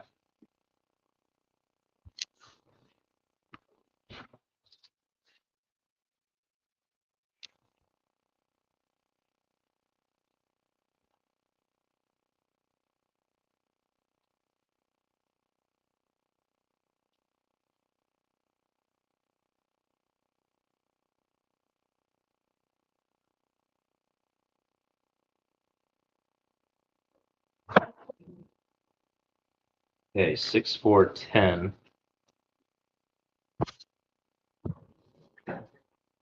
That's the first 10 I've thrown tonight.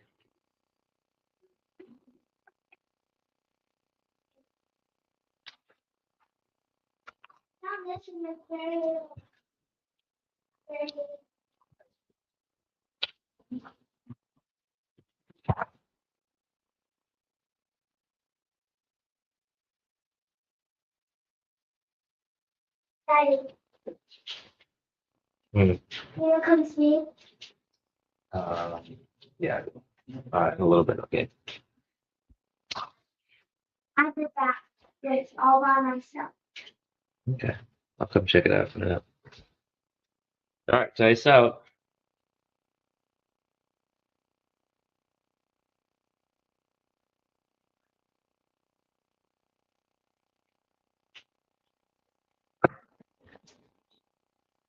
All right, 6, 4, 10. Frontline winner. Does nothing for me, really.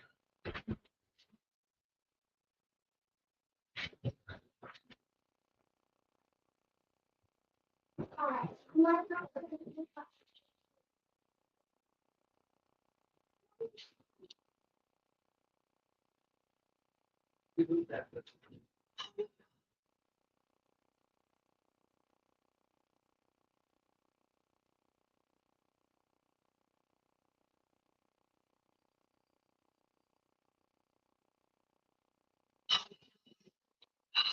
Great. I know, it's my dream. Look at this. Sit up. Great. I know, it's my dream. All right. 10. Do you want me to keep this off till you're done? No, that's fine. Are you sure? Yeah, it doesn't. I need the noise.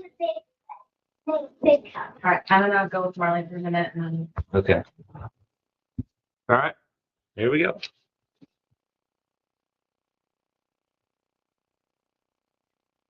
And we're on the come out roll.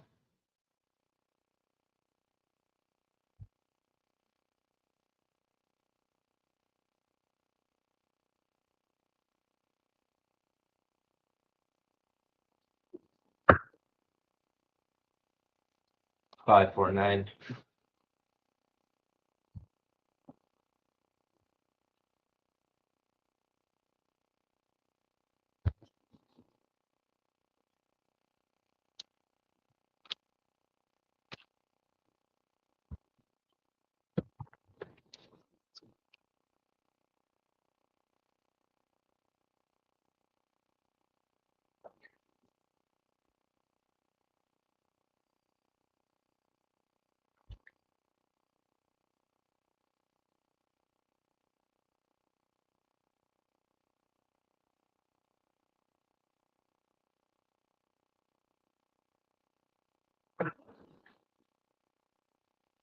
415.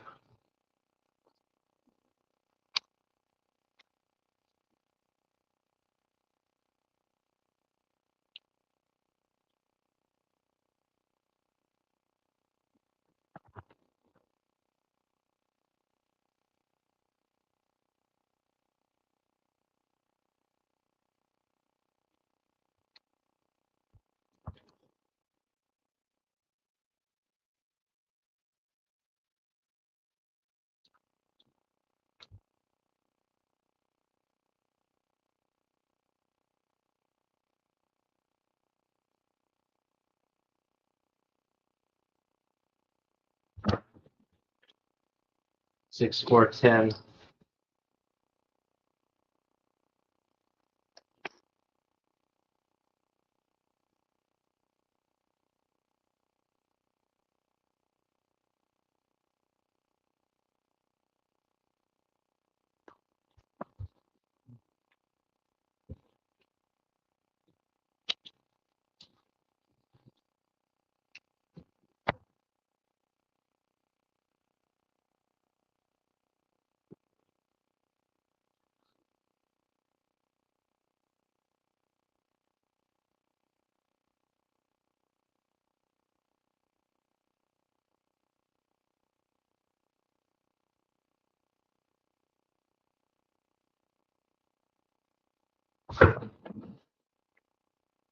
Ace deuce.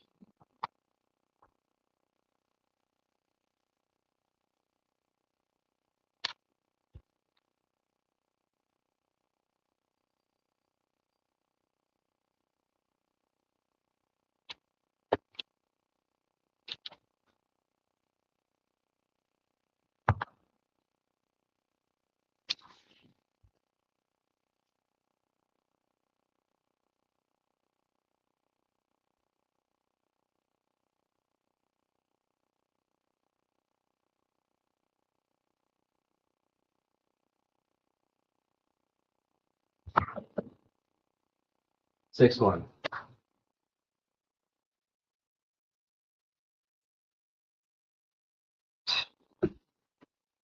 Can't believe I lost money on that. Well, I can believe it.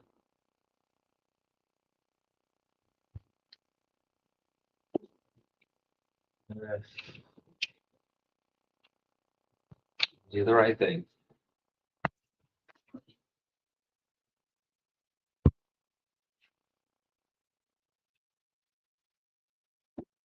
Seven rolls.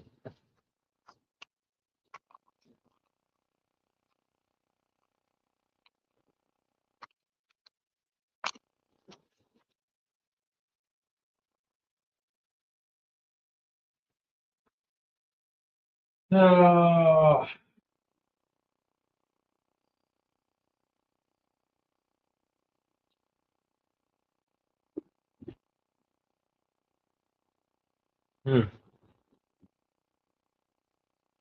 I don't know, Duracell. Small bankroll, more realistic for the average Joe. I'm not gonna walk into a casino with $5 grand.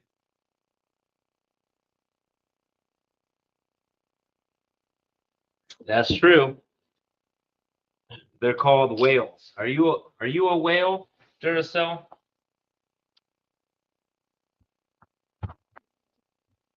Buy in for 100K marker.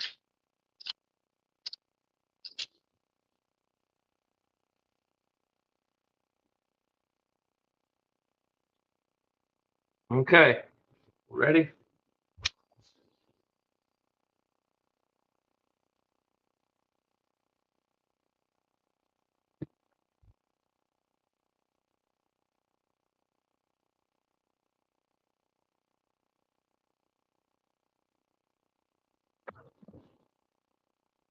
Ace deuce.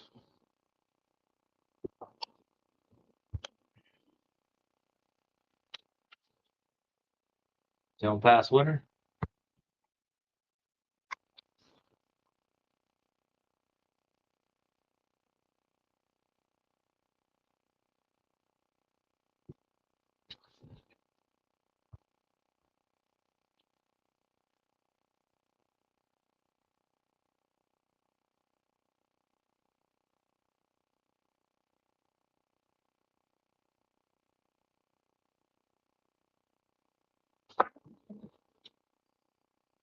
Card 4.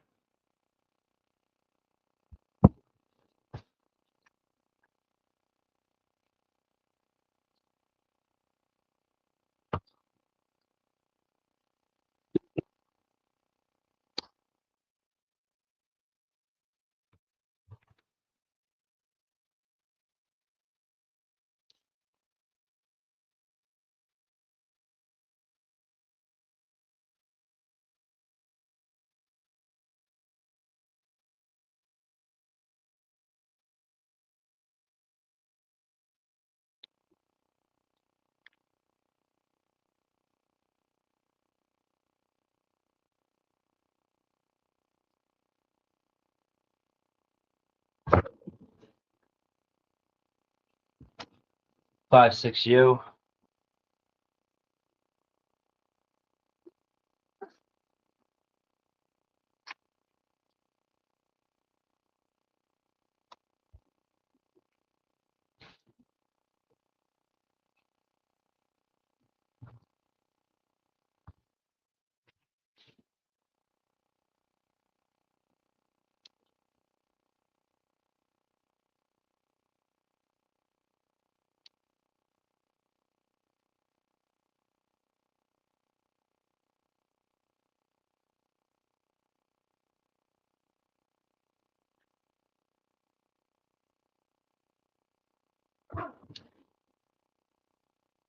Three, 2, 5.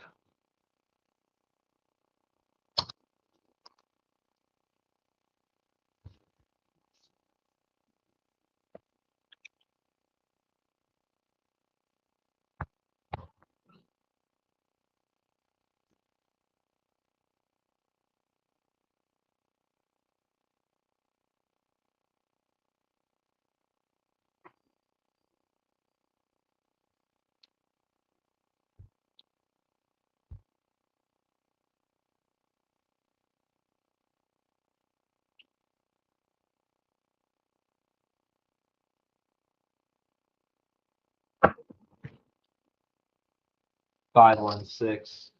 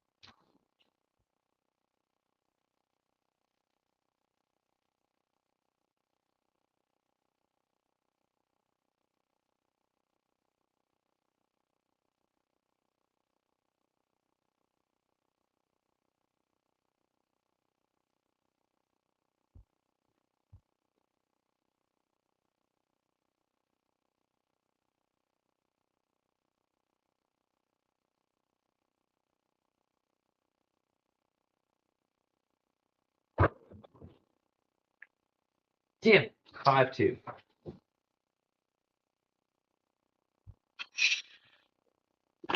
Yeah.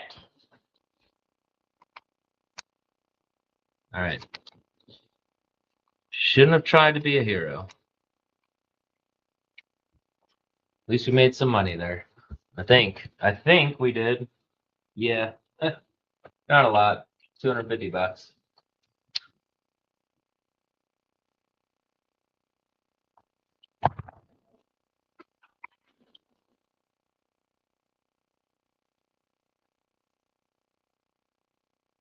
Okay.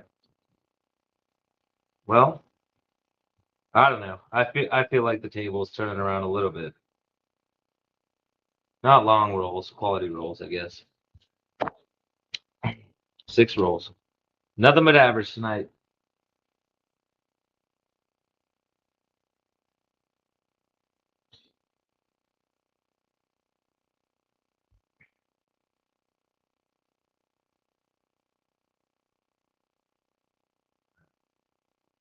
Okay, so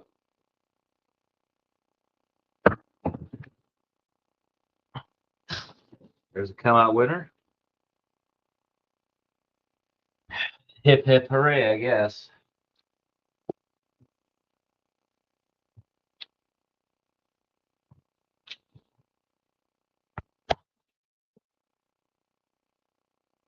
Same bet.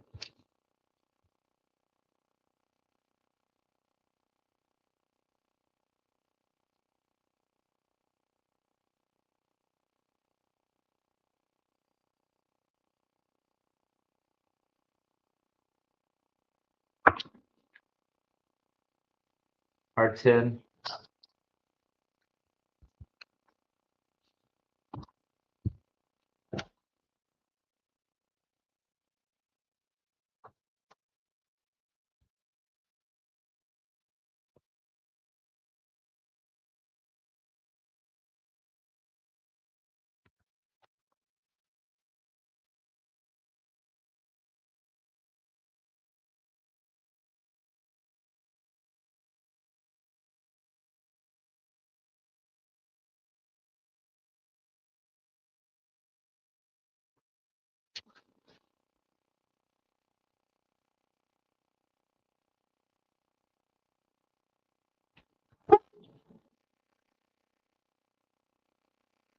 Oh my goodness, we have George joining the table. All right, George, give me a minute. I'll bring you in.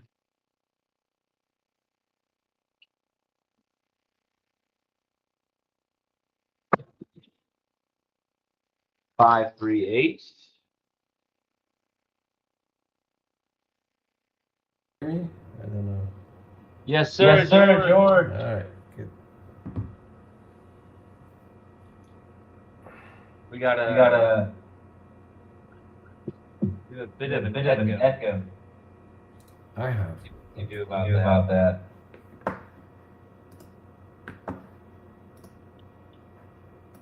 How about now? Echo cancellation says. See, how's that? Okay, yeah, it's gone. I got it. Good. 3, 8. Welcome. It's an honor, sir. It's not. It's just hanging out with friends. That's what it's all about, man. Absolutely. All right, here we go.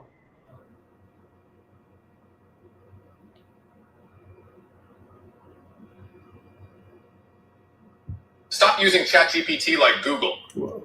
Okay. Who's that shouting? I don't know.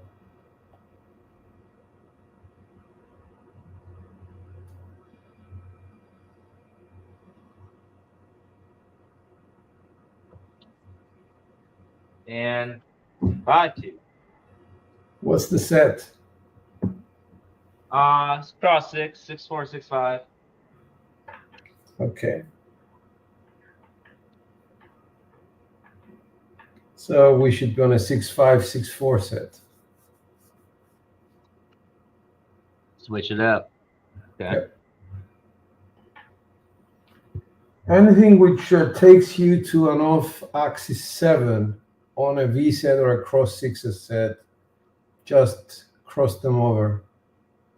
You should be good to go. The other part is that if you're on a cross 6 set, it's always nice to get a 6 or an ace in one of the two dice. That helps you avoid the off-axis 7s. So. Right. Yeah, I 6, 5, 6, 4, and perhaps turn them over.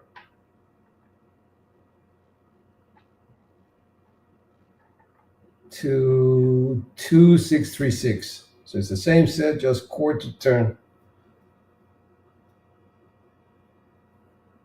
so 6, 5, 6, 4. Turn them. Towards you, 2, 6. No. Towards you, both dice. Turn them towards the camera.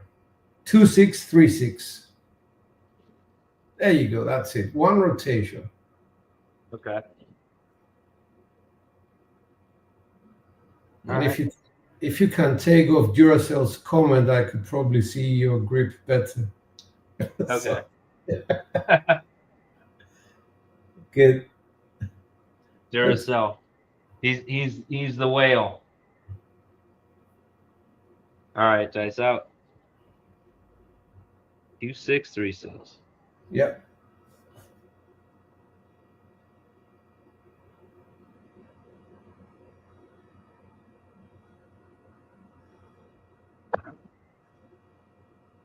All right, primary.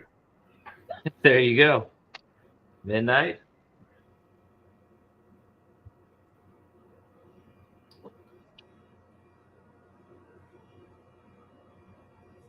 So we should go to 4246.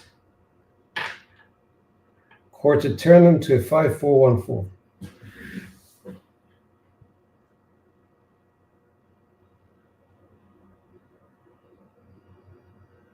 Back like that. Exactly the same, yeah, 5414. Yeah.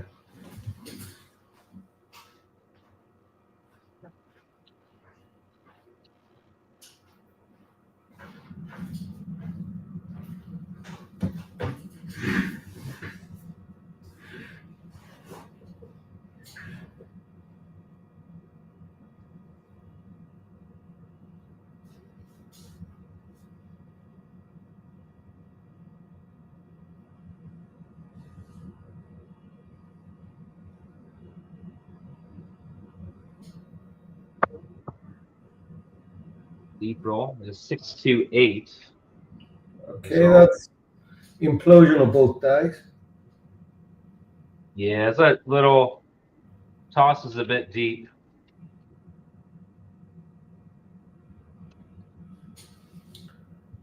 So we have a point of 8.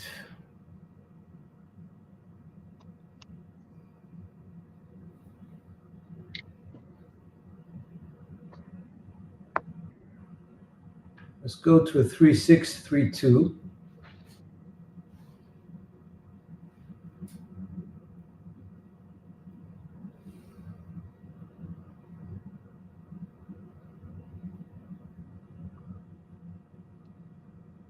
Three, 6, 3, 2.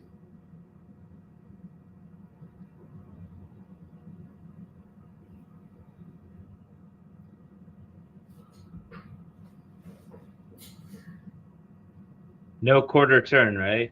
No, because we got the implosion of both dice. Okay. Understanding that that was a deep roll, right? That's why I didn't over adjust. I just wanted them to go to the primary. Okay.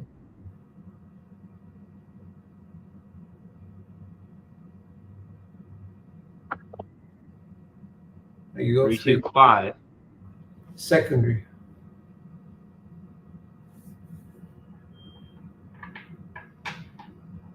One, 3, 1, 2.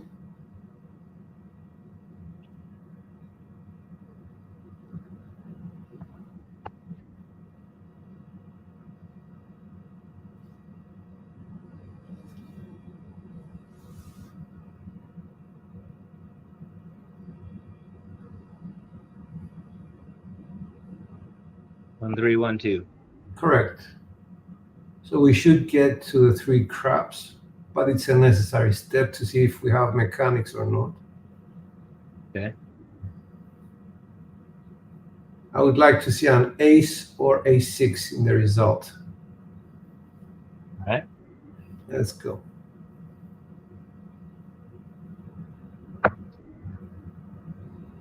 Five, 4, 9. 5, 4 is explosion of both dice. Are we sure it's a 5, 4, and another 4, 5? It's a 4, 5. Yeah, sorry, 4, 5. Okay, so that's both dice on axis.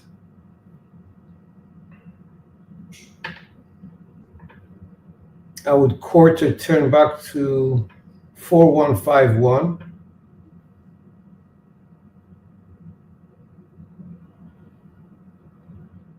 So that's a quarter turn from what? The 1, 3, 1, 2?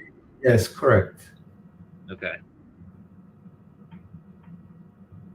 Actually, sorry, my mistake. From a 1, 3, 1, 2, go to a 3, 6, 2, 6. So quarter turn away, yeah.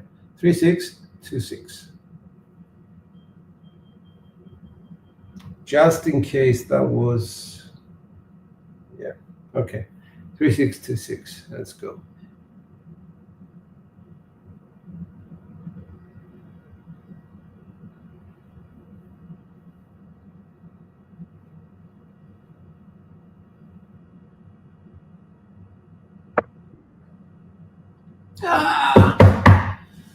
All right, at least we got the 6 and the 1.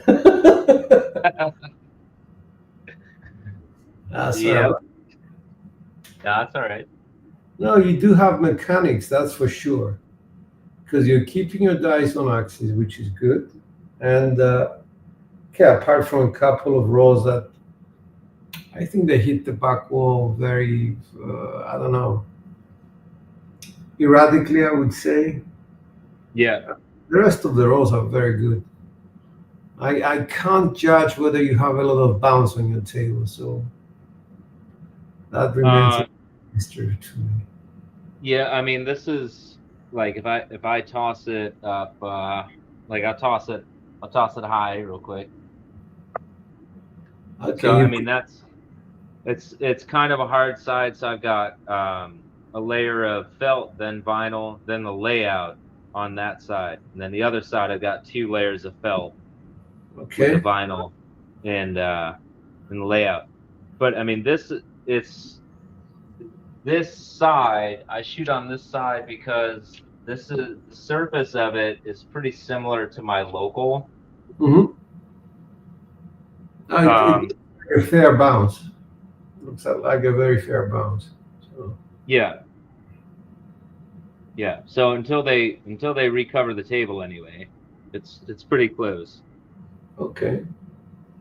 All right. Do you want to throw again? Oh yeah, absolutely. All right. Let's start with a 1565. Now that's a kissing set, kissing fours. It gives you a lot of information of how your dice are behaving.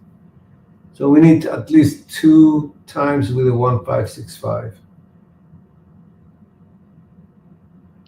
Okay. So it's got 4s on the inside, 3s on the outside. You have a double pitch 7 on the top. 1 Sorry, 5. did you say 1615? No, 1565. Okay. I was like, wait a minute, did dice change on me? All right, 1565. Okay. All right. So you've got the 4s kissing each other, the 3s on the outside, 5s as a hard way, 2s as a hard way, and 1 and 6 top and bottom. So this gives you maximum information without knowing left or right die, what your dice are doing, dice behavior basically. So if you throw them and you get a 3, you know one of your dice imploded. If you get a 4, you know that one of your dice exploded. If you get 5, 6, 8, or 2, you know that you're on axis. So it gives a lot of information of how your dice are behaving, whether they're double pitching, single pitching, etc., etc. It's very, very good as a starting opening set. It's the only set. Okay. So let's try that one. All right. 2 eyes, 2 times. That's what we need. We always need two results. So then on the come out, it's not bad on the come out. I can see where you're going. So if we're on axis, we get a yo or a 7, basically, right? Well, you can get hard 10, hard 4. Sure. 7s, 5 2s, 7s, that's a double pitch. 12, which is a double pitch. Aces, which is a double pitch. But, you know, it all gives you information. It's more for the information as opposed to people playing what you call the world bet. Mm-hmm. It's more about information for me. Okay. It gives you maximum information about what your mechanics are doing. All right.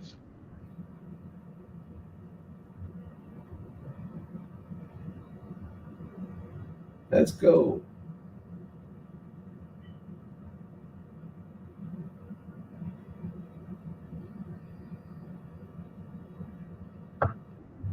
That was bad toss. But there's a hard 4. Yeah, that's a primary. Yeah.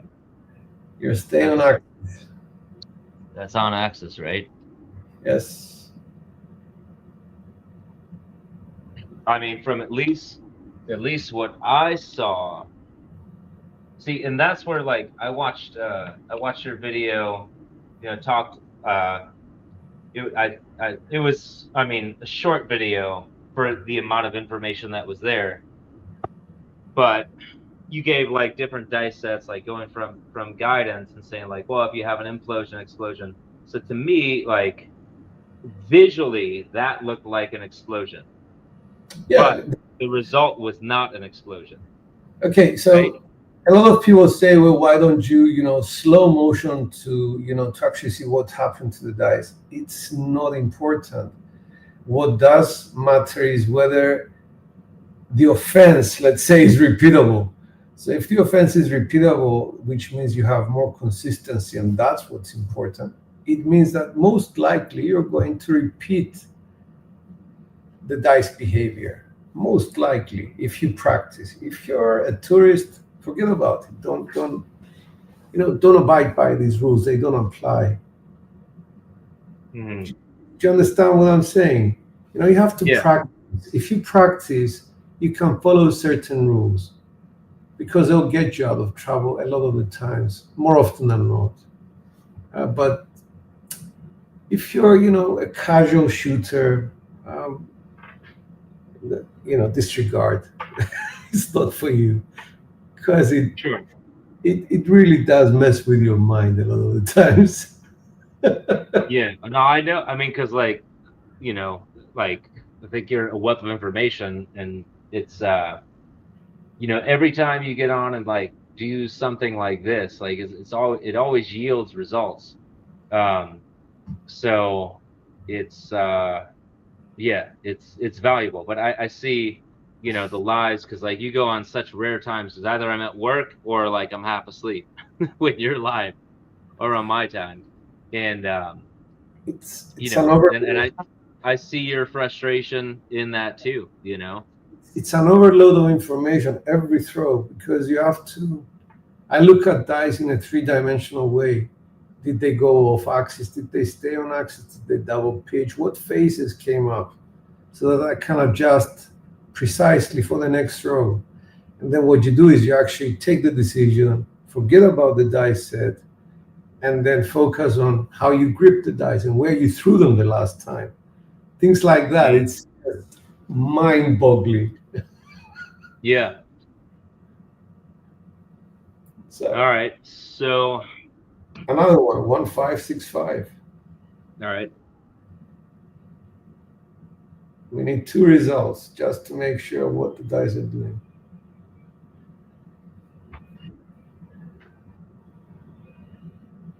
Hold on, let me get my notepad over here.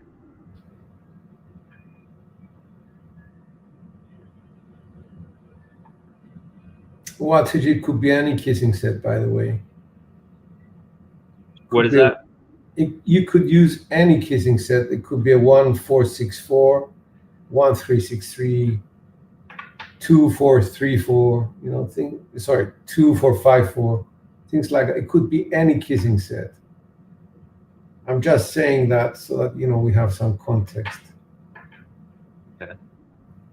1565. 1565.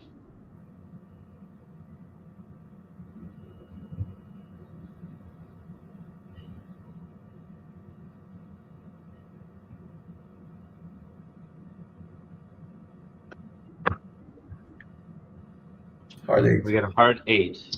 Okay, so that's explosion of both dice.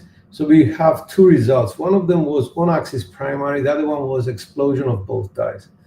Now, there are 2 sets which actually help you take a decision where to go. One of them is to actually stay on kissing sets, because exploding both dice yields a hard raise, always. Imploding both dice yields a hard raise. But the first result you got was an on-axis primary. So the on-axis results makes us, sort of lean towards a V set. Because with a V set, you explode both dice, you get a non-7 result. If you keep them on axis, there is only 2 7s on any V set or cross sixes. So it's your choice. The explosion is going to give you an idea of which V set family to use. So you're going to use an explosion-friendly V set family, like a 4 6 4 2. Because if you open up the dice, you'll find the 2 and the 6. You see how much information? Yeah, I know it's hard to absorb. And you have to take a decision within, I don't know, 10, 15 seconds, maybe 30 seconds. 4 6 4 2. 4 6 4 2. That, Yeah. But you said a V set. That's a V set. That's a 3 V set, because at the bottom there's a 3 and a 3. Oh, I see. But The it's reason upside down. the 4s at the top is that it helps you with your grip a lot better as opposed to a 3. Because if I told you to go to a 3, that would have been a 3 2 3 6. Turn it over to a 3 3 6, and I'll show you what I mean. Okay. 3 2 3 6. Now, when you place your middle finger, you can't really see where the seam is. Oh yeah. With the 4s, you actually have a better idea where the middle is because you have pips guiding you. Oh, okay. That's why I use the 4 6 4 2.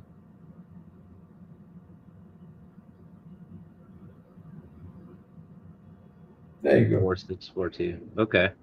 All right. Now, what was the result that we got the first time from a 1 5 6 5?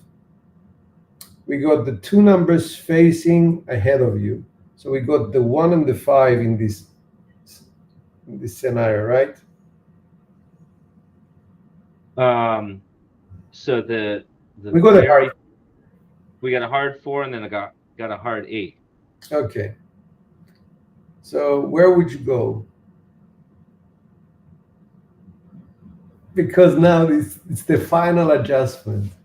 You exploded the dice. To make it super explosion friendly, I would quarter turn both dice forward.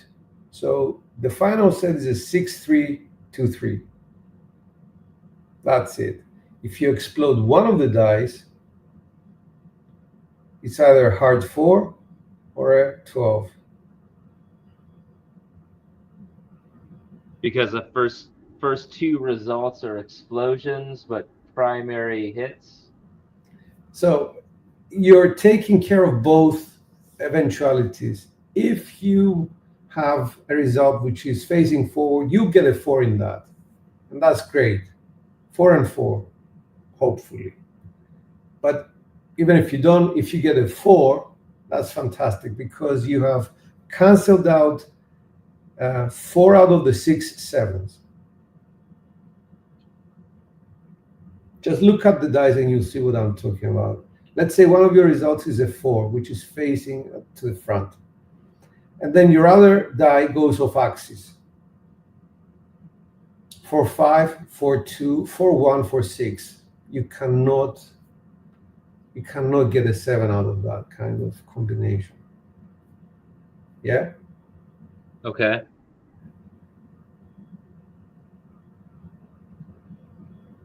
The only result that you can get is a 4 3, which is a double pitch. Now, if you explode the dice, one of your 2 dice, let's say, both dice is a 2 6. You can see that, yeah? Yeah. One dice is a 12 or a hard 4, yes? Right. So in order to find the 7, you have to go to the bottom of the dice. So it's a 6. You don't understand. Okay, explode one of the dice, just put them back. Yeah. All right. You have to go on the other side, on the right side. You have to go to the bottom to find the 5. Right. Okay. So what we're doing is we're placing the sevens as far away as possible. So I if you see. explode the other die, the right die to the 6, yeah, the right die, the ace is at the bottom on the left die. Yeah. No, on the left die. We This one. explode the right die, yes. So you have Okay. to rotate twice to get to the ace. So this is the thinking about, quarter turning the dice. It's not irrelevant. I don't know if you understand. Yeah, I do. I mean, I get the thinking to get, basically like take what your dice result is, knowing what your set is, seeing how it lands, and then if you do that twice, with consistent results, then you can adjust the dice to get the sevens the furthest away from that result. Exactly. The first thing you establish is what sort of dice set family you're going to follow. Hardways, V sets, cross sixes, or kissing sets. There are 3 options, okay? Always 3 options. There's 600 and something sets around. You have V sets with cross sixes. You have hardways, and then you have kissing sets. Those are the 3 categories. Once you decide that, then you can decide of how you're going to place the dice in order to avoid as many sevens as possible. All right, let's throw it. 6, 3, 2, 3. Let's see what happens. All right.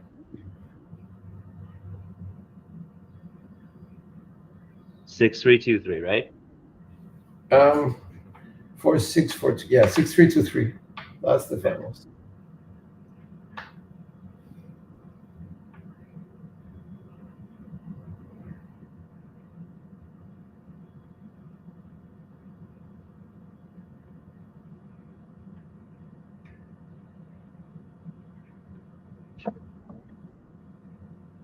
Hard Hard 4. 4.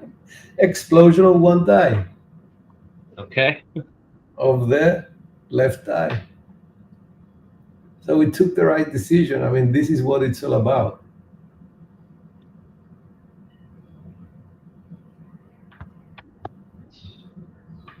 Yeah, I mean, I get what you're saying completely. It's just it's like I gotta understand. Okay, let's go I get back the to explosions, but it's just a matter of like figuring out the sets that with the result gets me furthest away, like you said. Mhm. All right, so let's go back to the original set, which was a 4, 6, 4, 2. Okay.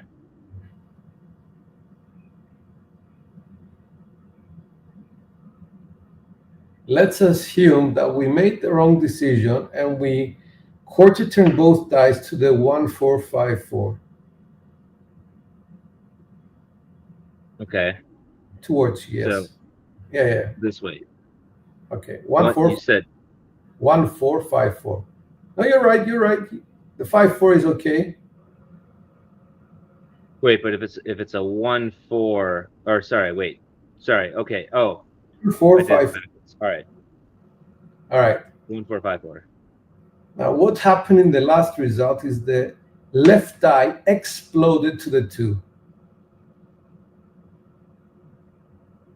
Just explode the left die. You'll see what I mean. Your left eye is the one which is furthest away from you. Hello? Yeah. Okay. So this That one. one. Yeah. What's the number now? So if you're saying if it's exploded. 2, 5. Yeah. Do you understand the decision making? Yeah. That's why we went 2 quarter turns. So to if I were to, so I'm trying to figure this out. So if I were to analyze that, so that's not obviously anything with this is not good because we get a 5-2 result. But if we Correct. turn that quarter turn in and that explodes, we get a 5-1, right? We were on a 4-6-4-2. Remember that. 6-1. Okay. In order for you to get a 7 on a 6-3-2-3, 6-3-2-3, that's the, yeah. You have to rotate both dice twice. Not like that. When you throw the dice, they rotate. You mean pitching this way? Pitch them both.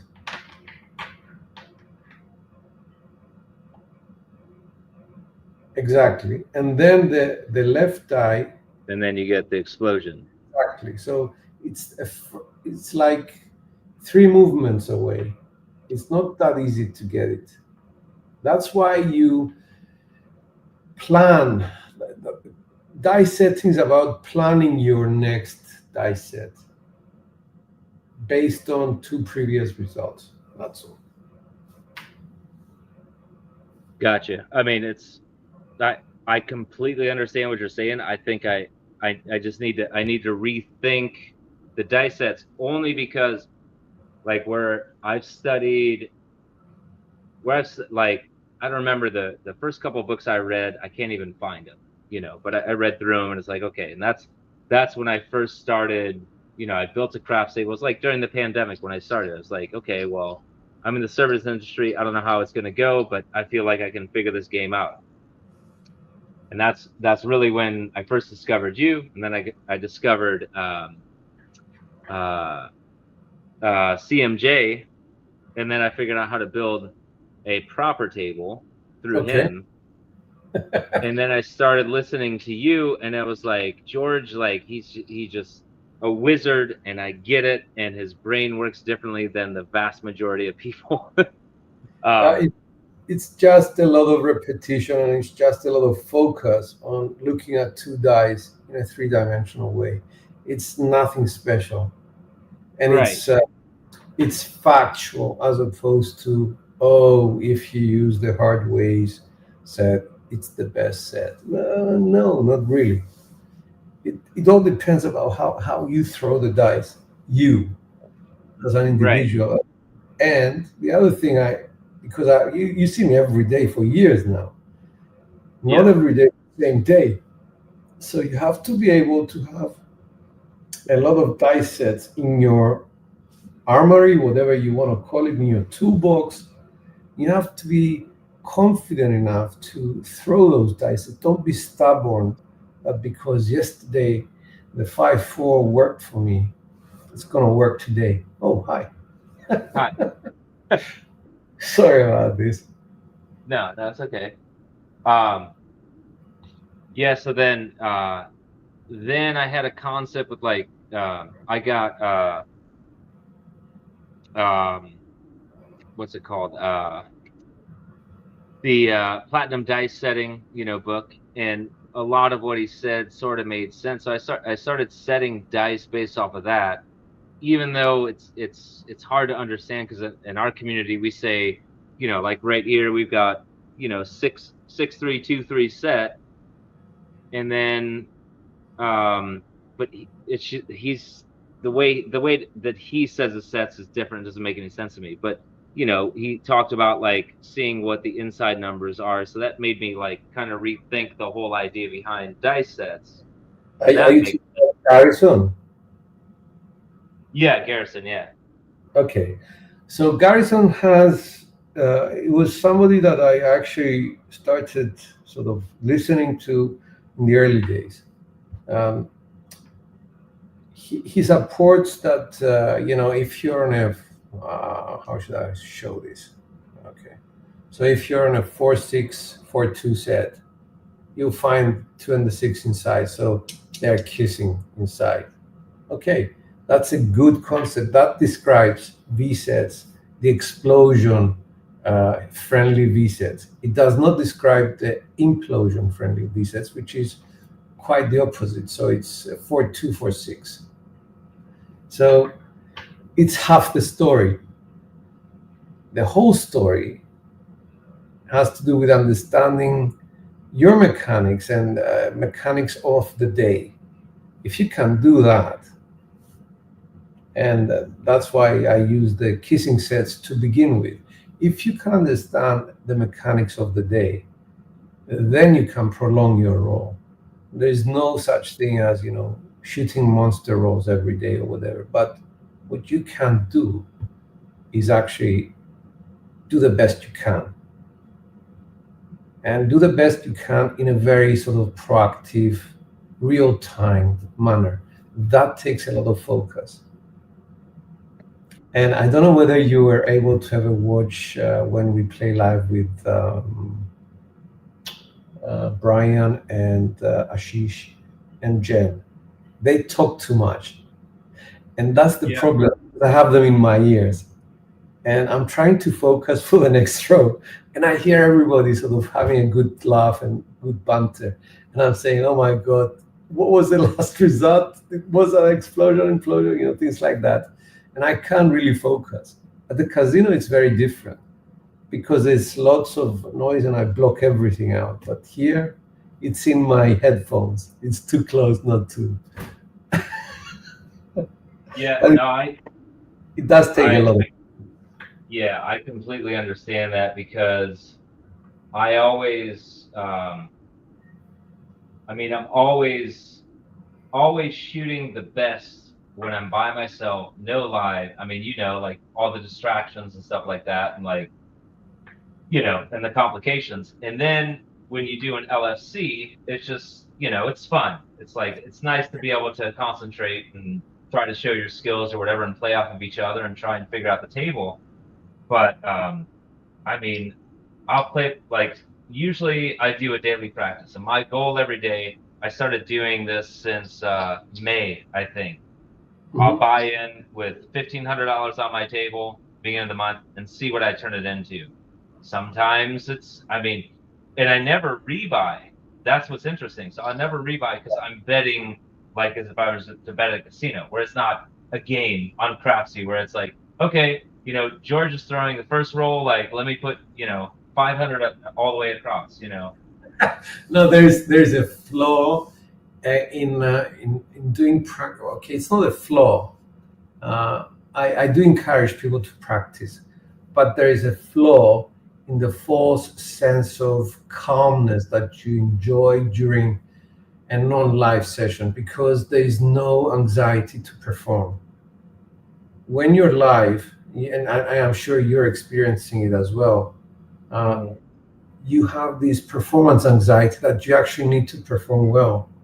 And when you have people on Crapsy, it actually amplifies a lot more because you're saying to yourself, okay, there's people that depend on me, regardless of whether it's fake money.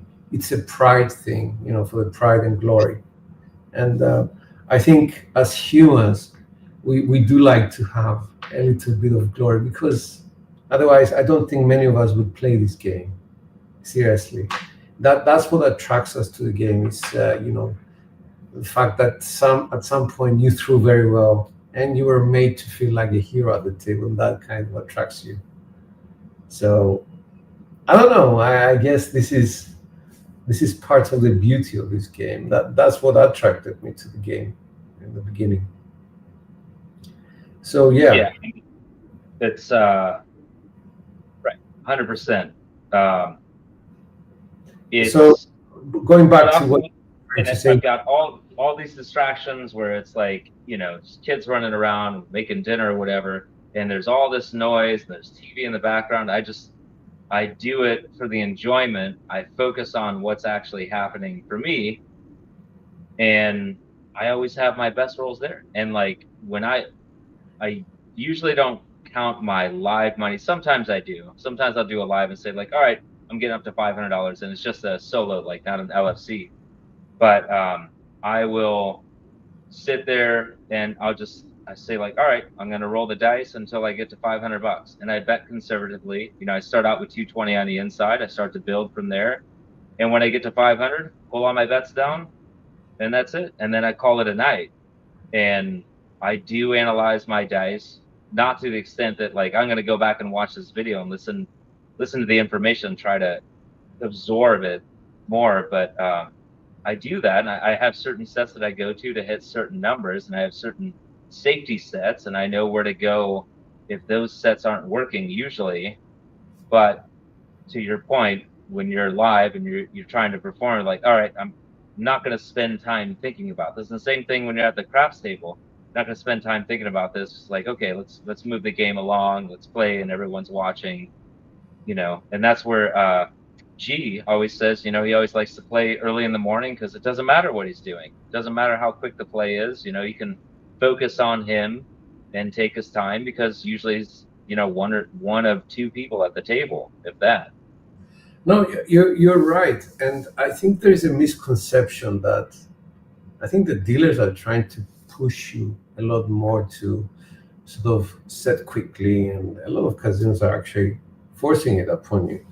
But the idea is you have a certain rhythm, and if you break that rhythm, that means you see a result, you think about it, you have about 30 seconds to think about what the next set is going to be, and then you have to go through your process. You have to pick up the dice in a certain way, like you do, look at your landing zone, and then either do your dead start or your backswing. All these things, these are parts of your rhythm. Break that rhythm and you will have a very bad session. I promise you.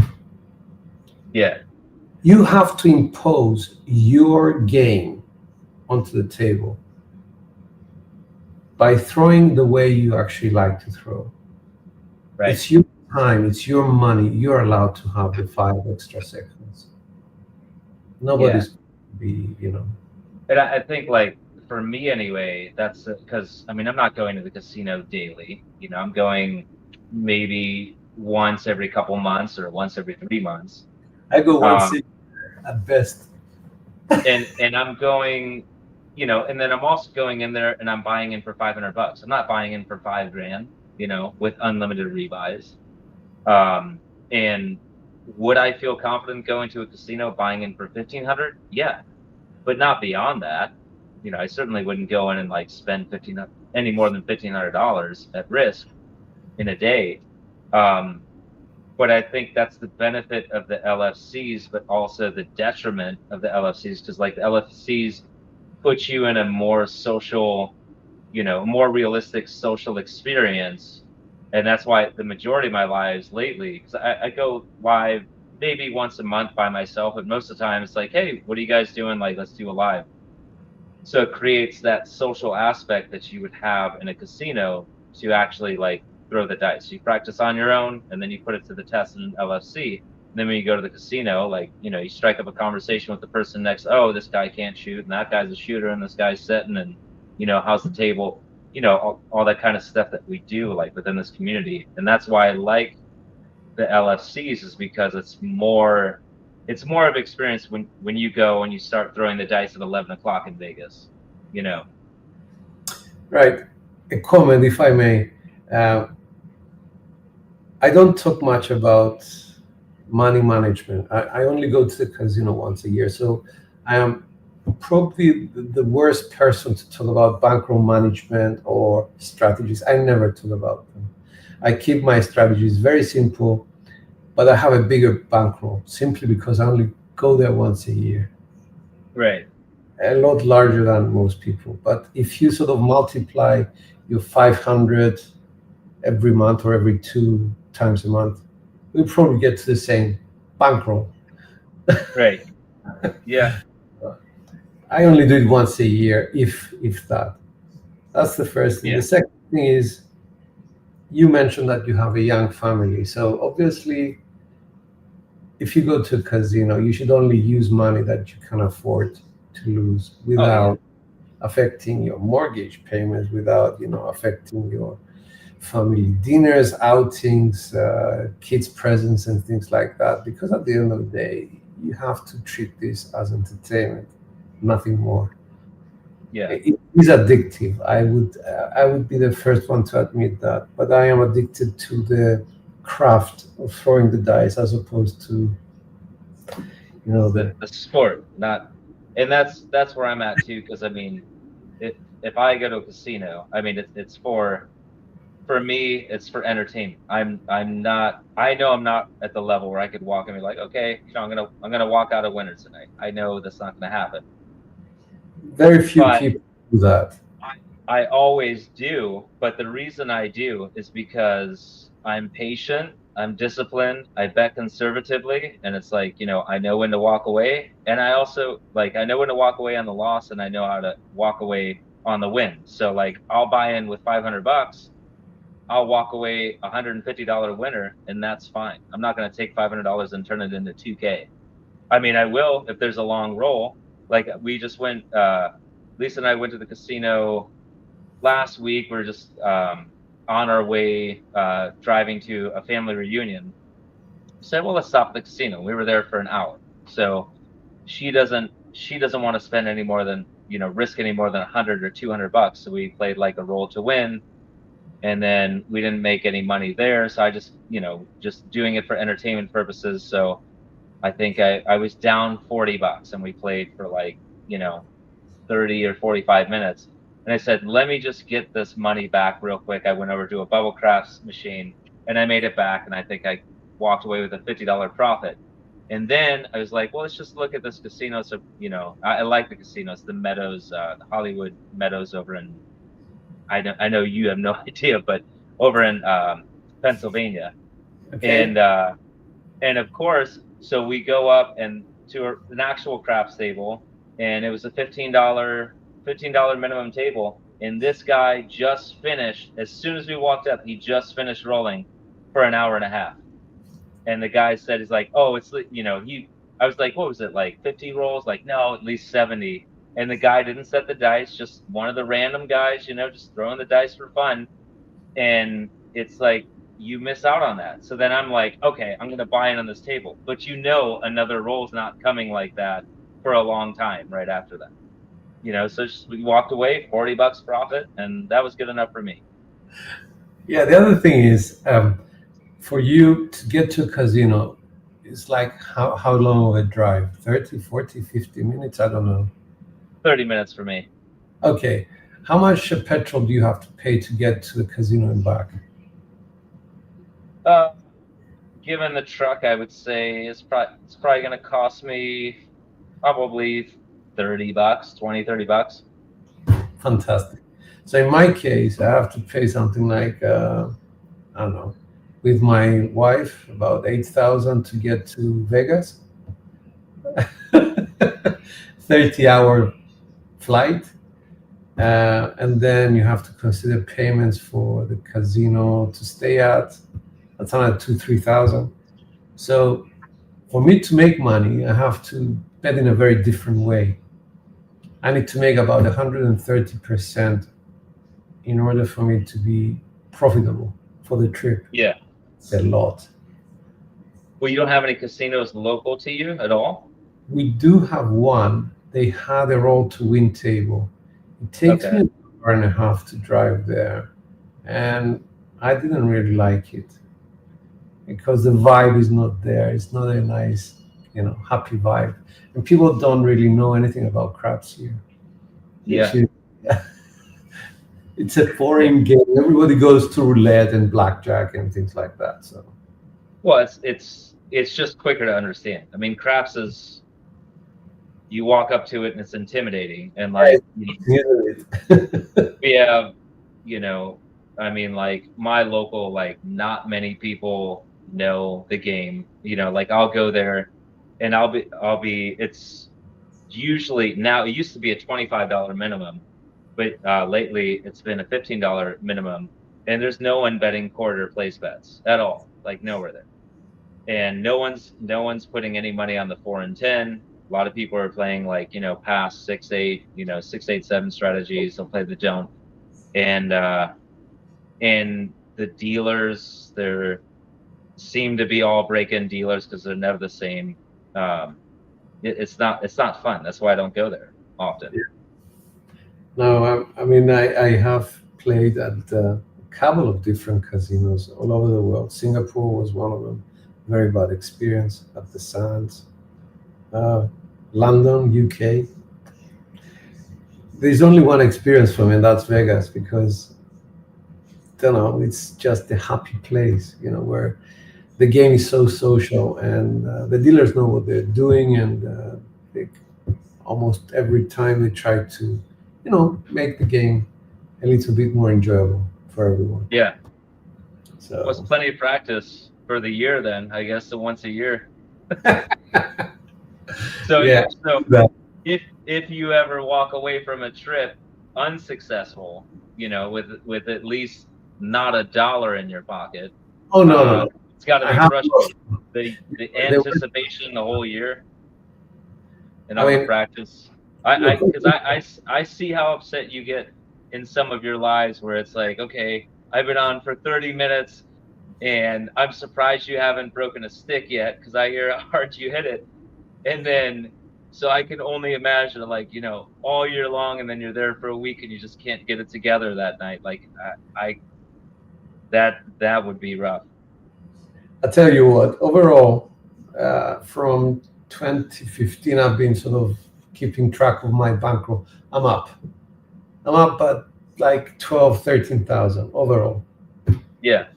But there were, visits that I lost like 4,000 or 5,000, which is okay, because I take with me something like 10, 15,000 every time. It's okay. I didn't lose everything. And, I was traveling with family most times with both my kids and my wife. So it's okay. I'm not complaining. Right. But I would say one thing to anybody who is watching this late: practice. If anything, do it for the dice familiarity. It's a different story if you know how the dice feel in your hands, as opposed to just turning up and picking them up and saying, "Oh, these are sharp." Yeah. It does make a big difference. The weight, how you throw them, the distances, all these things, how they react to the back walls, the felt. It's good to have dice familiarity to know exactly how they feel, and that's the first step. From then on, it's really up to you whether you want to practice. Surprising when I go to my local, like, stick left open or stick left one is always open, always, which tells you what? There's not many people that are practicing. I think they're casual people. And any locals would be like, oh, let's come over and practice together or something. It doesn't exist here, as I'm sure for you too. It's not like, oh, come over and play craps, like, and then you tell your friends, like, come over and play craps, and then usually there's drinking and it's late in the night, and they're like, oh, I don't understand this, and like, and they never want to come back. It's frustrating. Yeah. So we don't have a dining room because I have a craps table there instead. But Lisa is even like, she's over it. Like, we used to play together all the time, and now I was like, oh, do you want to play? She's like, okay, maybe. And then she plays, and like the first 7 out, she's like, all right, I'm done. And it's for fake money. So. Well, some people It's a one-man band kind of hobby. It's always been like that. I think Yeah. you find that what we try to build through Craps Nation is I think we're trying very hard to break the lone wolf mentality of people who like the game. We're trying to create a community which shares the same sort of passion for the game, as opposed to going out there and being on your own all the time. It's good to have people that speak the same language as you. Let me put it like that, because we do speak a different language to a tourist who turns up at the table. Yeah, we do. I mean, Alfredo sauce. Who the hell knows what Alfredo sauce means? I don't even know what Alfredo sauce means. I don't know that he knows what it means. It's 3 crabs. Yeah, we know what it means. Or the shocker, same thing. Or it's stupid things that we came up with.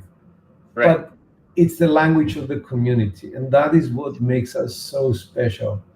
We Yeah. turn up the table together, and we have this sort of bond, which makes us feel more comfortable at the table. And this is what I've always tried to promote and sort of get people together, practice together, turn up at the real table together, do these meetups that are happening all over America now, which is fantastic. Have these competitions that we host Oh, yeah. on myself, and I don't know who else. So yeah, it's so good. It's so No, good. It breaks the there's- mentality of the lone wolf.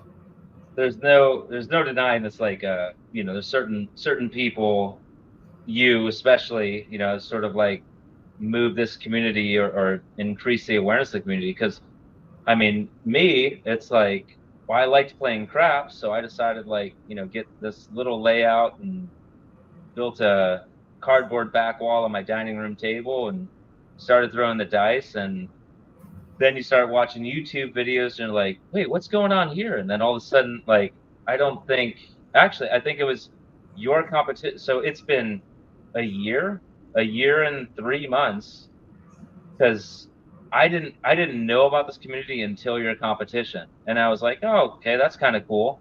And then all of a sudden, like, because Dave, same bet Dave, he was my first host, Okay. and then I talked to him a little bit, and then all of a sudden, like, I started following like some of the shooters in there, and I was like, wait, what now? Like, people are getting together and like throwing dice from their home table, and like, Yeah, and then that's something nice about it. I don't even think I knew about Crapsy before then. And it's like, then all of a sudden, it's like I took a deep dive, like, since last March. And, now it's like, I don't know that I could not do this, doing the lives. It's definitely changed me. Like, I did a neural test last week. I was at a convention in Orlando. I did a neural test, and they said I'm in a constant state of fight or flight. And I think that largely has to do with being on Crapsy, where it's like every roll is like, what's going to happen? I got to have like a hedge, or like I got to be ready to lose money or like increase more. But I can't picture my life without it. And it's like, that's, from what you created with the LFCs and the competition, like, brought awareness to me. And just to know that there's a community out there, and it's not a huge community in retrospect of like what's going on, but it's a community, and everybody knows each other and respects each other for what they're doing, and it's pretty cool that, like, you're 8 hours ahead of me or 12 hours ahead of me from East Coast. Right now it's let me see, it's 8:02. So in New York, 7 hours, yeah, 1 you're a.m. 7 hours ahead. So there's stories behind everything, like the LFC. The original creator of LFC is somebody else that I always try to give credit to, and his name was Mr. Coffee, and he was one of the few people that brought people together from different states in America. And I've always wanted to join, but I never had the table.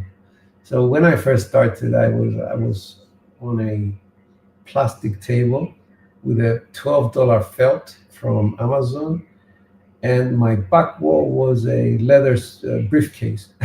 I didn't even have the gate walls. So that's how I started. Then I got my table from Alibaba from China for $1,500. Okay.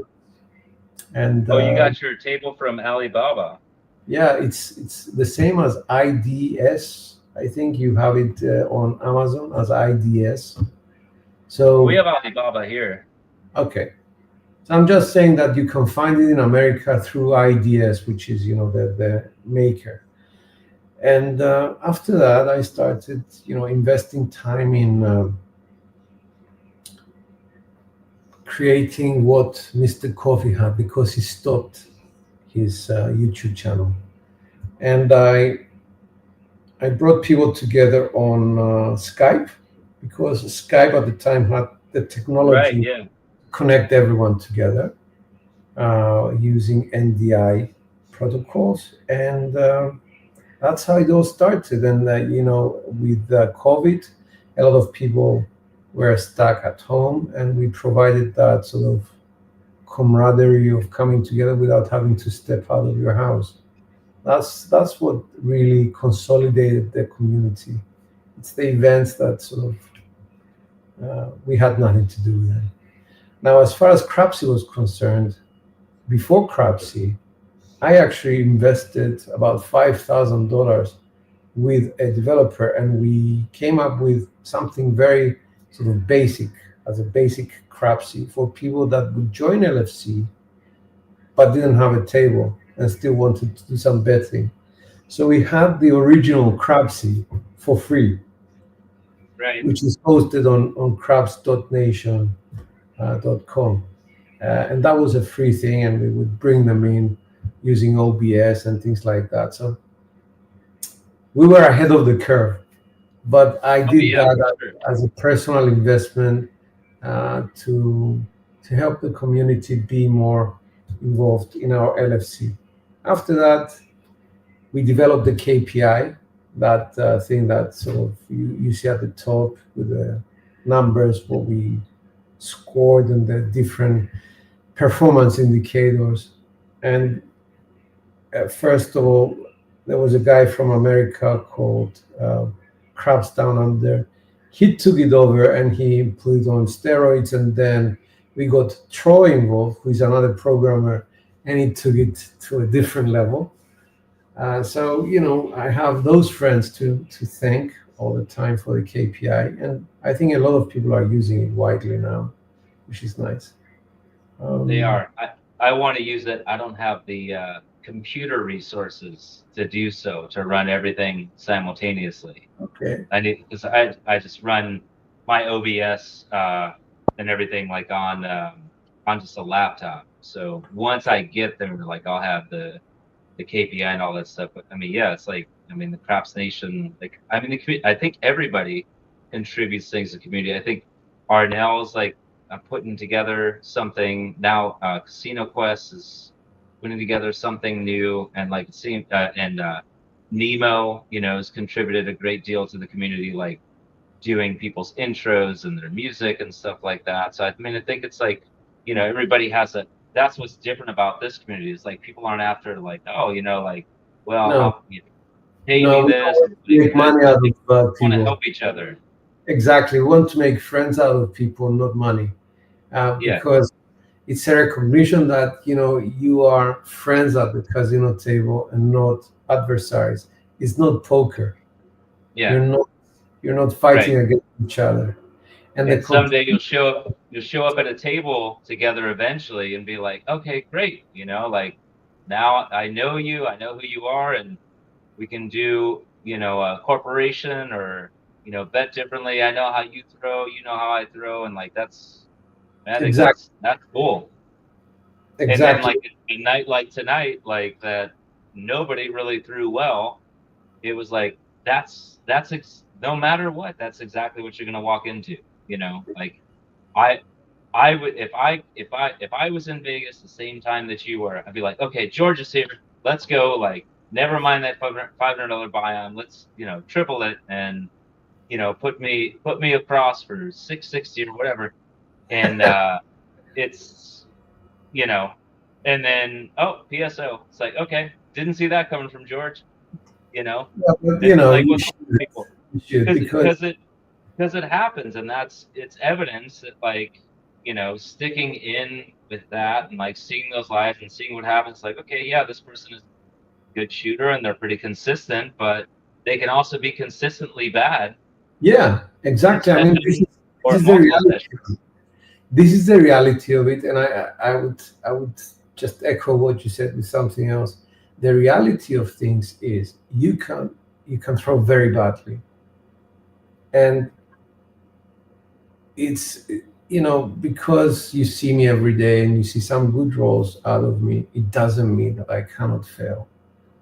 I can fail just like the next guy, but at the same time, this should make people want to practice as well, because they recognize that nobody's a Superman. I'm not a Superman. I cannot throw, 20s every time. Nobody does that. So it's a reality check, and it's also something that people might say, okay, I'll try as well. Yeah. But you have to be Oh, yeah. transparent. You have to show the reality, and that's what live broadcasting is all about. That's what the big landing zone is all about. No hidden Yeah. spot or whatever, so that everybody can see. Even before. And I mean, everybody tries to change stuff up every now and then. You change your landing zone, you change your dice set, or you change your toss, or your grip, or whatever. And it's like, working out those mechanics, and that's what's important. Like I'm trying to master stick left one with my grip and my dice set.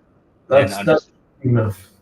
And then I start, then I'll start moving around the table and be able to adjust things. But I'm not at the point where it's like I can walk up to any position at any length of table and any surface and know what to do. I'm not G like, and we've all seen G toss bad too, but it's like G has, I mean, I would love to see. That's what we need to do. We need to find a trip for you and G to go to a casino and just watch.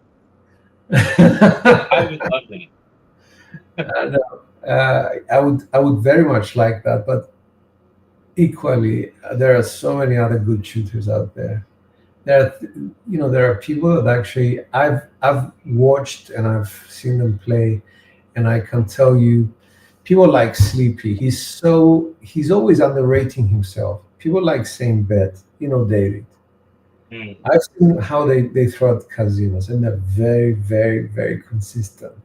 Those people have, David has been trained by the best, and he always puts himself down. He has a confidence issue.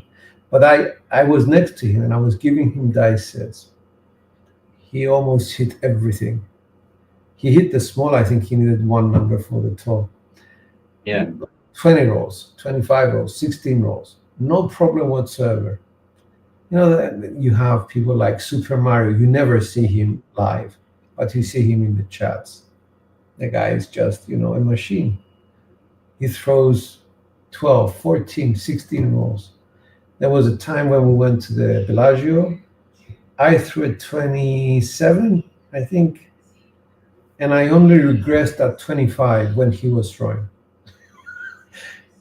Yeah, it's people like that, and you can see from how they do their live or how they actually behave at the real table. But that takes you practice. You need to practice to understand whether somebody else is lucky or practiced, experienced.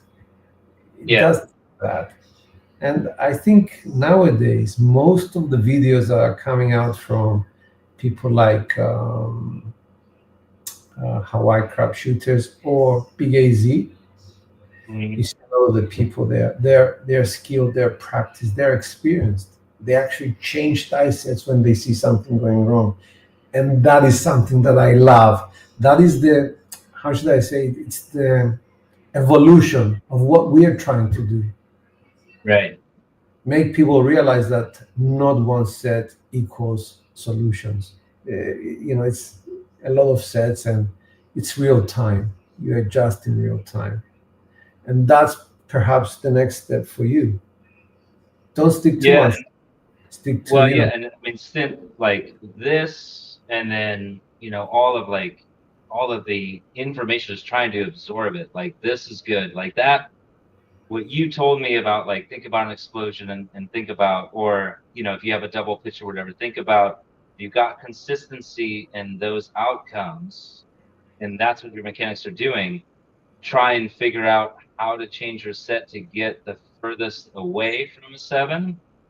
That was important. Like, that one little tidbit of information was important for me, because now, like, I mean, I have sets that I go to, and I have sets that, like, okay, like, it's a come out and I only need an ace deuce, so I'll go like 1 2 2 1 or something like that. Or depending how I'm throwing, like if I'm using a cross 6 set and I'm getting 12s, then I'll flip them over if I need a 2. you know, and I know how to do little things like that. And like, I always seem to be able to hit a 5 when I need to hit a 5 on the come out, but I'm not at the point where I'm taking risks when the puck's on, you know, changing my sets necessarily, unless I made my money, I take my bets down or regress to, you know, the minimum, and then I'll start messing with the dice sets, because I'm not yet confident enough to say like, okay, I needed a 5 here. I've got, you know, however much I got, $600 or whatever out on the table. I'm going to stick with what's working because I'm getting paid on every toss. I'm not, because usually when you do that, you're just trying to hit one number, you change your dice set, it's like, okay, there goes all your money. All right. I'm If I confident can yet. stop you there, 1 second. That takes confidence to change a dice set in the middle of the roll when things are working. Yeah. Takes a hell of a lot of confidence. Yeah. But I will give you an example of when that actually helps you. Let's say you're throwing a 6-4-6-5 set. I think it's a set that you are aware of. Yeah. Yeah. You throw that set 6-4-6-5, and in that result, you get the result is a hard 6 or a hard 4. For you, might be a great result because you got paid. Well, sure, but it's not mechanically. It's not. For me, it's a warning sign. Yeah. If you get Right. 2 of those in a row, it's a big no-no for me, because I know one in your 2 next row could possibly be an off-axis 7. Mhm. It's not a prediction, you know, like, you know, I'm smelling the air or something. It's there. Right. It's in Yeah. the dice. And a lot of people don't see these things. Let's say you throw a 3-2-3-6, which is a 3V set, and you get a hard 10. That's one bad result for me. People are cheering for you because it's a hard race result. Or you get aces. It's a no-no for me. Yeah. You know, there are certain results that actually contribute to failure. And if you stick to safety, then you are to blame if you're not experienced enough. If you're experienced enough, you will change, and you will do so with confidence, because you will see that the evolution of your results dictated the change. And I do think about that stuff, you know, like if I know like, okay, well, you know, that's a double pitch, or that's, you know, one die off axis, or I do think about that stuff, but then I also, at least where I'm at right now, I try to not overthink it, to say like, all right, well, if I keep the same dice set and I had that result, even though that's not the result I'm supposed to get, if I'm doing everything correctly, that shows me that I'm not doing everything correctly. So maybe I'll get that same result. So sticking with that same set, maybe I will get another hard 4. Okay. You know, and that's kind of like, so then I try not to overthink it, where it's like, you know, I'm trying to overcorrect myself with that same dice set, or change the dice set to keep the same mechanics but get the result that I want, you know. And that's, like you said, I mean, it's years of experience and analysis and being able to adjust on the fly. And, you know, you got all the pressure, like in the casino, you're trying to make money. And sometimes, like, if I'm, so let's say, you know, I've got a dice set and I'm consistently getting 5s. Doesn't matter if it comes 3-2 or 4-1. If I'm consistently getting 5s with that dice set and I'm not overthinking my mechanics, it's like, well, I'm going to press up the 5 and 6 and not change things, even though that I know that potentially just one pitch forward or one pitch backwards on one die or the other explosion could get me a 7 or a bad number, a number that I don't want. The fact that I was able to throw that many 5s in a row with that dice set and not overthinking the mechanics, just because it's just like golf. Like, you don't want to get up there and think like, okay, you know, keep this arm straight and keep your hips moving and keep your weight here, and like, you know, you got to pitch this shot just the right way. Sometimes for me, it's too much to think about that, and then I lose of just getting that, you know, like just getting that muscle memory, where it's like, if you can have the same toss, sometimes the table surface is different. Sometimes you're drifting to the right, sometimes you're drifting to the left. Mm-hmm. and you can change your dice sets to get to that. But if you can get to somewhat consistent results, even though that's not the results that they're supposed to produce, that's where I get into like avoiding changing dice sets until I've made my money. Then I'll start messing around because All right. I do like to have fun. Like when I'm at home and I made my bankroll, it's like, okay, let me try this and let me try and knock them all down. Let me try and get certain like combinations of dice, or let me just focus on the small. And I will do that, and it's more fun because it's more of a challenge and a learning experience, and there's not so much pressure to make a certain goal. But yeah, I mean, it's like it's experience and analyzing things and understanding what your results are telling you on what you should do. I think you're absolutely right in thinking that. Um, over time, I think you're going to evolve, and you will start thinking a little bit differently. But it does take time. You're right. One thing I would say, and this is probably more general advice to people who are um, going to casinos, is don't try and mess with your mechanics at the casino. That's the wrong place Yeah. to actually make adjustments unless you're really, really, really doing things wrongly. I would go as far as saying if you want to change anything to do with mechanics, limit it to things like the landing zone and the energy that you're throwing the dice out to the back wall. That's the extent of the adjustments that I would do. The rest is actually dice sets, choosing the right family of dice sets and sort of going with that. At home, that's the place where you um, develop your mechanics. That's the way where you finesse your mechanics. It's the little changes, the small changes, because a small change at the grip point translates into a larger change at the back wall, because the dice travel quite a bit of distance, and that means that a 1 degree adjustment at the beginning turns into a foot difference at the back wall. So things like that should be done at home. The other thing that, if I could say so, make mechanics adjustments at home, and perhaps play around with the dice sets as well, so that when you turn up at the casino,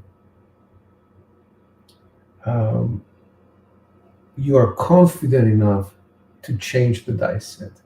A lot of the people do these things. They do change dice sets when they're practicing at home, but once they turn up at the casino, they're like deers, sort of trapped in the headlamps. They don't change.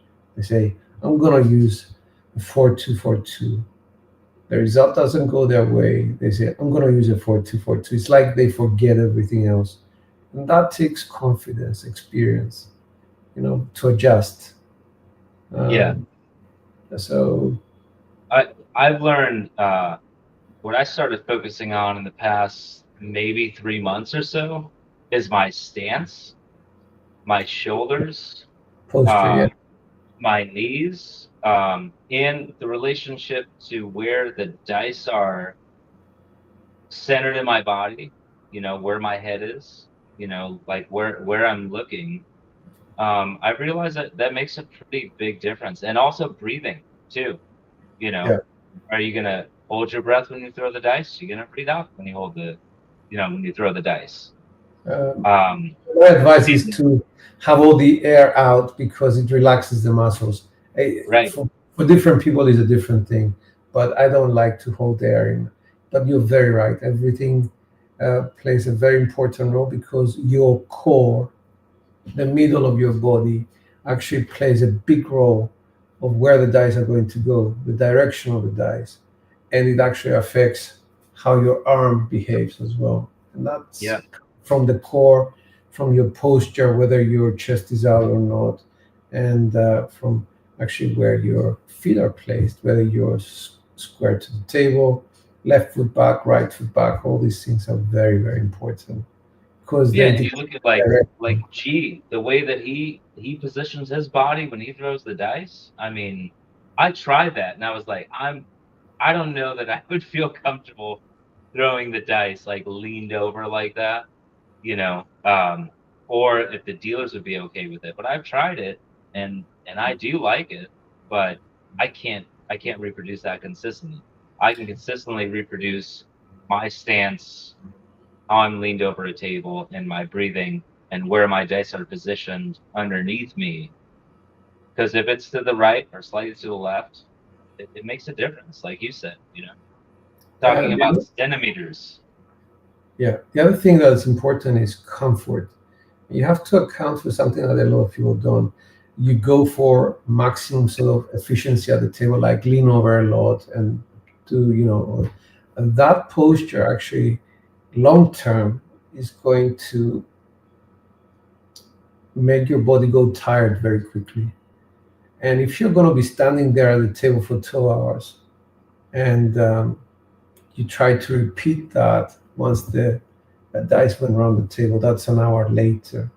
By that time, your body's exhausted. So you have to account for how you stand at the table in terms of how do I stand long term and sort of allow my body to take on the punishment for that long.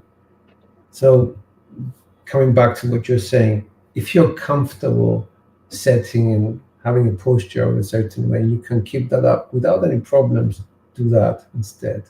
And develop your mechanics around that posture as opposed to putting your body through, I don't know, contortion exercises, which will really damage it, and you will not be able to reproduce the same thing once the dice go around the table. So it's thinking a little bit long term, basically. Yeah. Anyway, all right, George. Well, I appreciate you tuning in, man. I really do. I know you're going to kick off a show here in a few minutes, probably. We'll go live. Yeah. So I'll tune into that. So anybody watching here that is not already subscribed, I'm sure all of you guys are. Anyone has commented recently, but George from CY, he's going to go live here in a minute. He'll be in the live tab on Crapsy, but always great, great to finally. Thank you very much. I appreciate it. So, all right. Well, I'll see you at the table. All right. All right. Thanks, George. All right. All right, guys. Thanks, everybody.